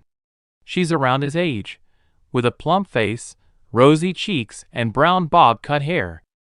"It's fine, thanks for the save," Izuku says, trying to act casual. There's nothing casual about floating though, so the effort comes out a little awkward. The girl laughs, as does Mina. The pair are quick to introduce themselves to the kind girl whose name is Yurikara. "Anyway, good luck out there, you two," she exclaims before running off to the main building. Nezu's office. Principal Nezu was finishing up his paperwork. Heavens know it's never ending, but he's taking it easy today. With the entrance exam only a couple hours away, he didn't need to be bogged down with paperwork until last minute. "Principal Nezu, you have a visitor," the secretary said through the intercom. "Lovely. Send them in," Nezu says in a cheerful voice. Not many people visit him, with him being the principal, and the fact that many see him as intimidating despite his stature. It often dissuades anyone from visiting. So a willing visitor is a welcome surprise. The door opens, and a voice follows through. "It's been a while, Nezu," Sun says, as he steps through the threshold. "Ah, Kanbu! What a nice surprise!" Nezu states, walking over to greet the young man. "Thank you for seeing me. It's been a while since our last chat," Sun says with a smile. The pair sit down at the coffee table. Nezu pours them both a cup of tea, and they share a few stories of what has happened since they've last seen each other. "I have a favor to ask, Nezu," Sun says, putting his cup on the table. "What can I do for you?" Nezu asks. "I've recently taken on a pair of students. Their names are Izuku Midoriya and Mina Ashido," Sun states. "Well, I could enroll them directly into the hero program if that's your concern. I don't believe that's what you'll ask of me, however," Nezu states. "That won't be necessary. They will pass with flying colors in the exams," Sun states. "As expected, tell me then, what is this request?" "I would like to be a teacher in their class, possibly a teacher's assistant," Sun asks. Nezu takes a long sip from his tea before placing his cup on the table. If they pass and make it into the hero course, their homeroom teacher will most likely be Aizawa. As you know, he is a harsh teacher. Nezu states. I am aware. If you think you can teach alongside of him, I see no problem in it. Nezu states. Thank you, Nezu. This means a lot to me. Sun says. It's the least I can do for the man who rescued me from that lab all those years ago. Nezu states. I was barely a teen then. Sun laughs. You've grown, and now you have students of your own. I expect big things from them and you. Nezu states. I have faith in them, and I won't fail your expectations, Nezu. Sun says with a bow. Nezu glances at his watch and notices the practical exam will begin soon. He voices this thought to Sun, who agrees to watch the exam take place. Climbing onto the young man's shoulder, Nezu has a flashback from years ago. He woke up on the shoulder of a young boy, bloodied and beaten, but not defeated. He follows his own trail of destruction out of the lab carved into the mountain. The guard bots are either crushed, obliterated, or have holes riddling them. As Nezu slips unconscious again, he hears the young boy speak. You can rest now. I won't let anything like this happen to anyone again. With that, the flashback ends. He now sits upon the same shoulder he was carried on years ago. Any student of his family as far as I'm concerned. Nezu thinks to himself. Back to Mina and Izuku. After finishing the written portion of the exam, the duo sat outside and ate a small lunch. While the test wasn't as hard as he thought it would be, it definitely made you use your brain. Especially when it came to the ethics section of the test. Man, I can't wait for the practical. That written test can ride off into the sunset as far as I'm concerned. Mina said. It wasn't that bad. Izuku laughs. Maybe not for you. I've never been big on the books. Mina sheepishly admits. You could have said something. I would have helped you study. Izuku says. No, it's fine. You were always too busy with your training and your own studying. I couldn't have asked that with a clean conscience. Mina states, scratching the back of her head. Izuku gains a serious look as he turns his head ever so slightly to face Mina. Really, you should have come to me. He starts. Not only have you helped me with training, you've been my first real friend in years. That fact alone has me thankful. So please, anything you need, I'll do my best to help you. Mina blushes a bit at the sincere statement. Thanks, Izuku. That really means a lot to me. She says. Anytime, Mina. Izuku says. The two eat the rest of their lunch in comfortable silence before time is up. They quickly make their way to the auditorium, where they will finally find out what the practical exam consists of. Parting ways to make it to their respective seats, Izuku reluctantly sits next to Bakugo. Soon enough, Present Mike makes his way to the podium. Time skip. I know this is probably lazy writing, but I really don't want to go back and rewatch the scene to get it right. So just assume everything is the same as in the anime. Now standing at his respective exam site, Izuku stretches and thinks over his strategy. Obviously, he needed to take out as many of the robots as he could, but it can't be just about fighting, right? That's not the only thing there is to being a hero. And the zero-pointer? There has to be a reason other than it being something they need to run from. Finishing up his stretches, Izuku stands just in time for Present Mike to shout. Start! Don't hesitate, Sun's words come back to him. Izuku shoots out from the gates, using the 5% limit he's been practicing with. He quickly spots a duo of robots, a 2 and a 3-pointer. They lock onto him as he flies down the street, throwing a flying kick into the head of one and using it to propel himself towards the other. Smashing it under his fist, he continues to run. The other students are rushing in now, an army of robots being the only thing stopping them from getting into the most prestigious school in Japan. Launching himself off a wall, Izuku drop kicks a 1-pointer off a fellow examine. Propelling off of the machine, he launches himself at a lamp post and spins around it, kicking the leg of a 3-pointer. He let go of the pole and ran at the crippled 3-pointer. It launched 3 rockets at the teen, most of which he dodged. The last was too close and forced him to take the brunt of the force. Shaking off the burn and shrapnel, he ended the robot and continued looking for more targets. Soon he hears a scream. He turns to see an examinee with her back against the wall as 3 robots close in on her. Picking up a piece of scrap metal that's about the length of his body, he throws himself in front of the girl, just in time to catch the first attack with the makeshift shield. With his back now literally against the wall, Izuku pushes the larger machine off and throws the scrap metal into the head of one of the 3 robots. Jumping onto the scrap, he pushes it in far enough that the robot is disabled. Using this as a launching point, he barrels into the next robot. He latches onto its back and manages to rip its arm off. He quickly rolls, with the momentum bringing him up to stand once again. Both robots are focused on him now, and don't notice the lady behind them. She quickly runs towards one of the robots and grabs it. For a second nothing happens, but then the area where her hand is turns bright orange. Soon after, her hand shoots through the other side of the robot. As this happens, Izuku uses the robot's arm to knock its head off and into a nearby building. "Thanks for the save," the lady says. "Thank me later. Focus on the exam," he simply states before launching himself into the fray once again. Monitor room. "There are some real gems here, aren't there?" Nezu cheerfully states. "Indeed, the one with green hair is gathering a large number of combat and rescue points," Cemento says. "And the blonde seems to be destroying everything that comes his way," Ectoplasm says. "What do you think, Aizawa?" All Might asks. Glancing up at the screen, Aizawa takes in the sight before him. While many of them would need a lot of work and guidance, there was potential there. "I think I'm going to have a lot of headaches this year," Aizawa says. After watching for a couple more minutes, Nezu says it's time for the real show to start. After this, he presses the red button. Exam. There's a large crash as the 0-pointer comes from underground. The mini earthquake sends Izuku to the ground. He sees everyone running away and realizes what's happening. Quickly making it to his feet, he notices Urikara trapped under some rubble.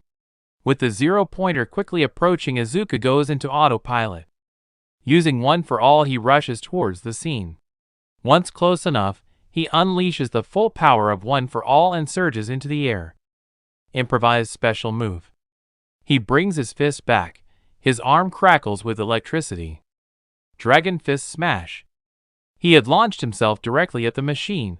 When he unleashed the full power of One for All, he hit the head of the machine with enough power to shatter the windows of nearby buildings and crumple the robot itself. Smiling despite the pain, he faces his next problem. The rapidly approaching ground. Deja vu, I'm telling ya. Izuku quickly thinks of his options. Settling on a plan that might work, he prepares to break his other arm. This isn't necessary, however, because there's a solid slap, and suddenly he's weightless. "And release," an exhausted Urikara says. Izuku falls the rest of the way to the ground. He attempts to stand but remembers that both of his legs are broken and crumpled once again. "Time!" President Mike says over the speakers. "Thanks for saving Urikara," Izuku states. Wiping her mouth to get rid of the remnants of rainbow vomit, she speaks. "Just don't make it a habit." It's not long before a familiar face is standing over Izuku. Sun holds out a senza bean for Izuku. "Eat this," he says with a laugh.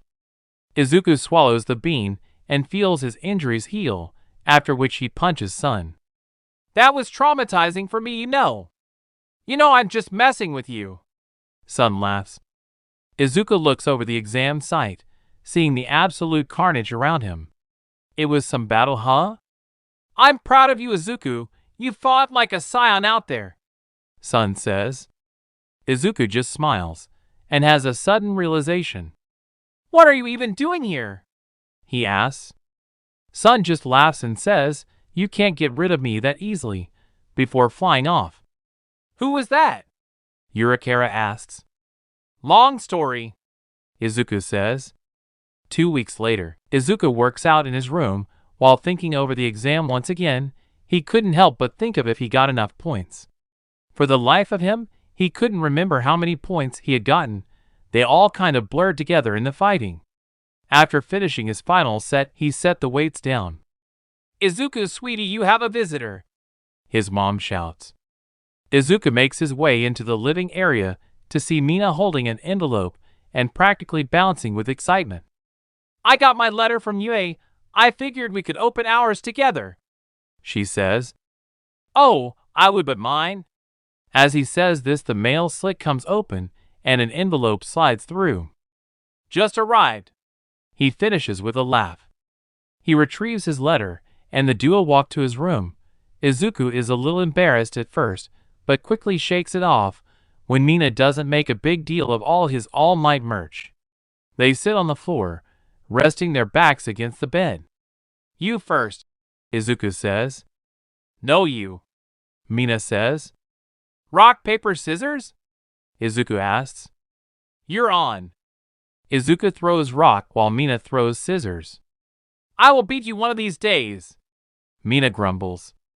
The letter basically said she passed with points to spare, and that she would be accepted into Class 1A.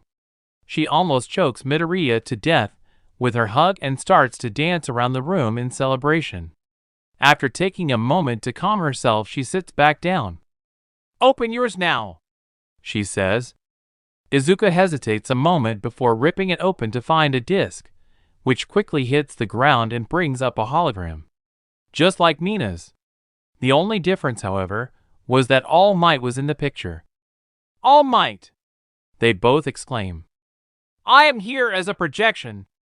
I have come to town to work at UA.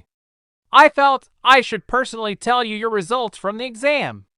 You passed the written by an average margin, but that's not what's important right now. You scored 58 combat points in the practical, the second most in the entire exam. But that's not all you were scored on. What kind of hero school would UA be if we just focused on combat? All throughout the exam you were helping, and sometimes saving other students. This earned you rescue points. And the stunt you did with the 0-pointer gave you even more. Due to the fact that young Urikara would have been crushed if not for your help. You earned 85 rescue points. This puts you at the top with a total of 143 points. A new record for UA. Welcome Izuku Midoriya to your Hero Academia. With that, the hologram flickers out, and they are both left in stunned silence. Mina hugs Izuku and starts congratulating him. Izuku felt the tears come, and tried valiantly to stop them. It wasn't enough, however, as he cried into Mina's shoulder. The girl could only chuckle, and pat the top of his head as he cried. They were going to be heroes. He could cry for as long as he wanted in her opinion. He had earned this. 1A, come on, where is it? I can't be late on my first day, Midoriya thinks as he runs down the halls of UA. Mina had sent him a text earlier asking where he was. The poor boy just so happened to be lost. Finally, the large door appeared before him. Must be for mutant-type quirks. Hesitantly, he opens the door and enters the classroom.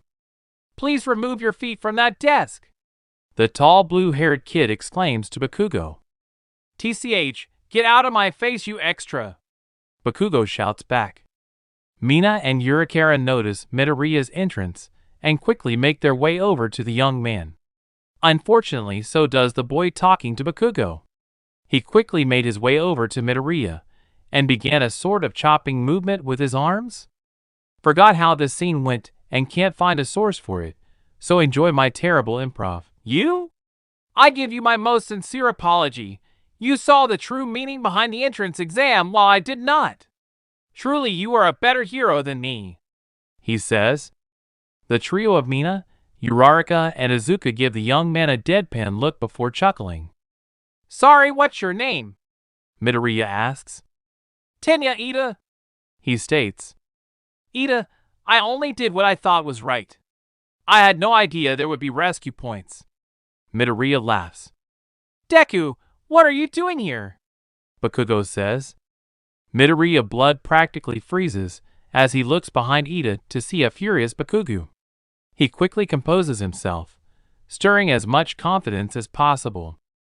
I'm here for class Kakin, Midoriya states. TCH whatever, just don't get in my way, the fiery blonde says. Dude, what's your problem? Mina says. Shut up, extra, Bakugo shouts. Quickly, a young man with red hair comes over, stepping between the two. Whoa, calm down, it's the first day, he says. Kirashima, please stay out of this, Mina says. Sorry, Ishido, that's not what a hero does. And besides, arguing with classmates is totally not manly, he exclaims. The two go back and forth for a while before the door opens, supposedly for their homeroom teacher. Aizawa, how long do you plan on laying there? Sun asks. Midoriya, with a shocked expression, turns to see something he never thought he would. Son Kombu in a suit. It was orange with streaks of blue going through it. In the opinion of many, it looked terrible. Soon after Midoriya sees Sun, he notices a yellow bag wiggling out from behind the desk. Everyone be seated, please, Sun shouts with a smile. Everyone made their way to a seat. Izuku sitting in front of Bakugo with Yurikara in front of him and Ishido to his right. The yellow bag flips itself over to reveal the face of a man who looks like he has not slept in 4 years. The man untangles himself from his bag and drinks a pouch of something. 30 seconds, that's how long it took you all to quiet down and reach your seats. In that time, someone's life could have been saved, a disaster averted, or prevented altogether, the man says with an unreadable expression. Sun sighs as he faces the class once again. What he's saying is, use your time wisely, Sun says. Put these on and meet me at the field, Aizawa says, producing a box of gym uniforms from under his desk. What about the opening ceremony? Mina asks. What about it? You're in the hero course, you won't be a part of normal school activities, Aizawa says. Your time will be better managed to make you the best possible hero you can be, Sun says with a smile. Everyone nods, grabs a uniform and follows their teachers to the locker rooms. Everyone quickly changes and heads out to the field. Their teachers stand there, Aizawa in his black clothing and Sun in a pair of shorts and a tee. His suit can be seen discarded on the ground. Mister, a student says. Kombu Miss Ajui, Sun says with a smile. Why did you take your suit off, Kombu-sensei? Ajui asks. Well, I couldn't let you all have all the fun. Besides, this will let you see where you stack up against a pro, Sun states. Bakugo, what were your scores in the ball throw last year? Aizawa asks. Around 65 meters, Bakugo responds. I want you to do it again, but this time use your quirk. Bakugo smirks as he takes the ball into his hand and walks to the circle. After a few stretches, he winds up to throw the ball. Die! The ball flies through the air with a huge explosion. Aizawa speaks while the ball flies. Know your own maximum first, only then can you grow, Aizawa says, holding the small device in front of him. 705.2 meters. Everyone begins to get excited as the prospect of going all out appeals to all of them. Someone, however, made a fatal mistake, This is going to be fun, Mina shouts. You think this is fun? Aizawa states, looking over the group with a menacing glare. Everyone becomes quiet as their homeroom teacher looks at them. Being a hero isn't a game. In fact, the person who finishes last will be expelled from the program, he states. Izuku looks over to Sun, who just shrugs and continues to stretch. So be sure to go all out, plus ultra, Aizawa says in a monotone. Sun gives Izuku a thumbs up as he walks over to the pitching circle. Aizawa tosses him the ball. After catching it, a faint white aura surrounds Sun. It's tinted with another color, but it's so faint that Izuku can't tell what it is. After powering up for several seconds, Sun cocks his hand back and unloads. The ball leaves his hand with a sonic boom as the device in Aizawa's hand keeps going up. Sun squints into the sky. With a laugh and a hand behind his head, he turns to Aizawa. I might have thrown it out of the atmosphere. He laughs. As soon as the words leave his mouth, the device signals that there is no connection to the ball anymore, meaning it burned to bits when exiting the atmosphere. The students just look to their teacher with odd expressions, except Midoriya, however. Dude, why didn't you tell me he could do that? Mina exclaims next to Midoriya. In all honesty, I didn't know either. Midoriya deadpans. Neither did I. Sun states. After shaking off their initial shock from their homeroom teacher's words and actions, they quickly made their way to the other tests. First was the 50-yard dash. Midoriya used 5% of 1 for all, and had a decent score of 4.5 seconds, placing him behind Bakugo but in front of Mina. Bakugo has a shocked expression that quickly turns to one of rage as he takes a step towards the young man.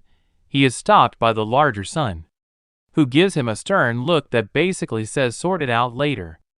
Sun powers up and shoots across the track faster than anyone else, earning a score of 2.3 seconds.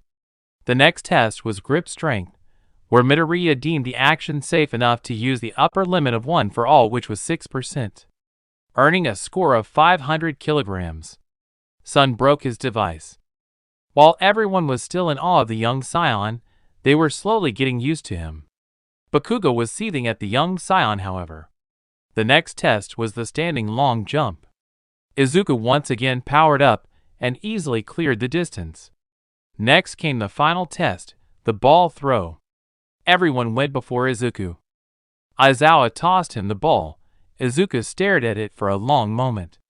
He knew he wouldn't get expelled based on his score so far, so he could just throw it with 5% and be fine. Something was telling him to use 100% though. Whether it be just to spite Bakugo or make Sun proud, he didn't know. He cocked his arm back and filled his arm with 100% of 1 for all. Sun's expression turned from a smile to a shocked look as he quickly reached into his pocket for a senzu bean, most likely. He didn't need to worry, however, as the power quickly left the young man's arm, and a wimpy throw was all that resulted. Go all out, but don't injure yourself and make yourself a liability, Aizawa stated. Yes, sensei, Midoriya says, picking the ball up once again. Quickly brainstorming, he came up with a plan that suited both his and Aizawa's criteria. Cocking his arm back once again, he filled his finger with 100% of 1 for all, and let it fly with a mighty roar. The device flashed 705.3 as Midoriya turned to face Aizawa. I can still move, he said through grit teeth. Aizawa smiled. This kid had guts and smarts to back that up. Even if he came in last, he wouldn't be expelled, just because of that fact. Sun gave him a knowing look and quickly turned to Midoriya. Bakugo would get there first, however. You've been hiding this from me, huh? Stupid nerd, you think you're better than me? He shouts as he quickly approaches Midoriya, only to be faced with their very buff teacher. Sun stands before Bakugo, glaring down at the young teen. There will be no violence here. If you fight here, you will be expelled. Do you understand? Sun says to Bakugo. TCH whatever, Bakugo says, making his way back to the others still seething. After going over their results, a student named Mineta was the one at the bottom of the leaderboard. Izuku was extremely happy with his results as he placed fourth in the overall test. After some debate from the teachers, it was revealed that it was just a logical ruse to get them to do their best. Aizawa then hands the students over to Sun and leaves the field. Well, since we didn't have time for proper introductions, my name is Sun Kombu, Sun states. Wait, Sun as in the martial artist from the pre-quirk era? A student with a tail asks. Sorry, what's your name? Sun asks sheepishly. Ejiro sensei, the teen says. Well, Ejiro, you seem well versed in the history of martial arts. I am of no relation, however, Sun says with a smile. Only Midoriya could see the hint of remorse in hiding his ancestors, though. It was only natural with how prideful scions were. And there was a lot to be proud of there. I did, however, study them, and take on their martial art form known as the Turtle Hermit style. Sun explains. Anyway, I will be your combat instructor. This will be worked in with your homeroom, since UA doesn't have a class specifically for combat. My official label is teacher assistant, but I'm basically just here for combat instruction. That doesn't mean I can't help you with the actual school part. If you need extra help, please come to me, and we will set up something so I can help in any way I can. All the students nod, and Sun speaks up again. Now we will have a combat assessment test. Basically, everyone will spar with me, so I can accurately see where everyone is at. Sun says. Now I don't want you to hold anything back. I can take whatever you dish out, and most importantly, have fun. I'm not like Aizawa. I believe class should be fun. Everyone breathes a sigh of relief, as there's no threat of expulsion. First up is a girl who said her name was Momo. Izuku quickly produced a notebook, as he couldn't wait to see everyone's quirk in combat. The young girl quickly produced a bow staff. Sun didn't waver from his stance as he waited patiently. She quickly ran at the young scion, swinging her staff with practiced ease. Sun easily dodged them. After a couple seconds like this, Sun grabbed the end of the staff and swung it around, sending the poor girl flying into a sand pit, thankfully unharmed. Next up was a big man named Sato. He quickly explained that his quirk used sugar from food to make him stronger, and that if he wanted to go all out, he needed to eat something sugary. Sun laughed and said he had to eat a lot for his quirk as well, and pulled a candy bar from one of the many pockets in his suit. He walked back over to the giant of a man. After Sato finished the candy bar, he bulked up even more and charged at Sun with his right fist pulled back. Sun cocked his fist back as well and met the punch with one of his own. There was a small surge of energy from the collision as Sato tried to grapple the smaller man. Sun dodged out of the grapple attempt and followed up with a kick to the stomach strong enough to throw Sato out of the ring. Many fights continued like this. Bakugo was up now, however. Sun took on a serious expression as the blonde stood before him seething with anger directed at him. As soon as the match started, Bakugo flew through the air using his explosions, quickly throwing an explosion in front of him to both blind Sun and fly over him. He prepared a large explosion, only for Sun to grab his arm and pin him face down on the ground. This didn't last, however, as Bakugo used his other arm to launch an explosion at Sun, forcing him back a meter. Having taken the brunt of the explosion to the chest, Sun's shirt was now hanging from one shoulder, revealing what could only be described as the body of a Greek god. Quite a few of the girls blushed, but remained focused on the fight. Sun powered up ever so slightly and walked towards Bakugo, who prepared the biggest explosion he could make. The sound was deafening, as he created it only inches away from Sun's chest. After a momentary blindness, it's revealed that Sun was mostly unaffected by the attack. With a quick backhand, he sends Bakugo flying towards the out of bounds. With a well-timed explosion, he keeps himself in the ring and continues to fire explosion after explosion, all of which Sun just walks through, with only minor injuries to show for it. Once close enough, Sun pinches a nerve on Bakugo's neck. With that, the young teen slumped to the ground unconscious. The entire class was in shock of what they just witnessed, except for the boy named Todoroki anyway. Midoriya was even faintly surprised, even though the two of them had spared for the past half a year just about. After shaking off their initial shock, Shoji, who faced Sun earlier, offered Sun his gym top, seeing that he still had a shirt on underneath. "No thanks, I have a spare in my bag over there," Sun says, quickly ripping off the remainder of his tattered shirt and replacing it with a red Coca-Cola shirt. Next was Todoroki. The boy quickly froze Sun in solid ice. It would seem he had one. He turned to walk out of the ring. Only then could a faint dripping could be heard as the ice around Sun began to melt. "So cold," Sun says as his aura shines brightly. "But I said go all out," he exclaims. Todoroki scoffs and goes to freeze him over again. Sun quickly throws him out of the ring, however, not giving the teen a chance. Lastly was Midoriya. Having eaten a senzu bean that Sun discreetly handed him earlier, he was ready to go. The pair enter their respective stances. When the match starts, they meet each other in the middle. Both of their punches land to the other's jaw as they send each other back a ways. Sun quickly somersaults over a leg kick from Midoriya, landing behind him and throwing a punch to his back. Midoriya quickly twists, barely avoiding the jab. Using this momentum from the spin, he sends a kick to Sun's ribs. It lands and Sun has to dig his hands into the ground to avoid going out of bounds. He quickly rebounds. Moving quicker than most could track, he appears behind Midoriya and sweeps his legs out from underneath him. Jumping to stand once again, he grabs the poor boy's leg and spins him around a couple times before throwing him up into the air. Jumping to catch up with the flying boy, he grapples with Midoriya, eventually twisting in the air so that Izuku was under him, with the ground fast approaching. Midoriya twisted his weight once again, reversing their position. The impact was enough to shake the ground. The pair in the ring shakily got to their feet. Izuku was in a worse condition than Sun, however. Sun was way too durable for Izuku to win like that, and Izuku knew he was holding back a lot in these fights. With a last-ditch attempt, he threw a punch at Sun, who dodged and used the boy's momentum against him to slam him into the ground. After a few quiet seconds, the only sound being the duo's labored breathing, Sun speaks. "Can you continue?" he asks. Izuku tries to stand but finds that the world is spinning too much for him to get a purchase, and he falls to the ground once again. Sun nods and signals match over.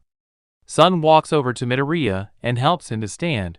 He calls over Mina and instructs her to help the young man to the infirmary. "That was something else," Mina says. "We always spar like that," Midoriya says, grunting a little from the bruised ribs. "I'm kinda glad he never went all out like that with me," Mina says. "Well, my quirk came in, and with it being a strength type, he had to go harder on me than you." Izuku laughs, which is quickly replaced with a wince. "I wish Sun could have given me a senzu bean." "Well, we should probably get you some new clothes when we get to the infirmary too," Mina says with a slight blush.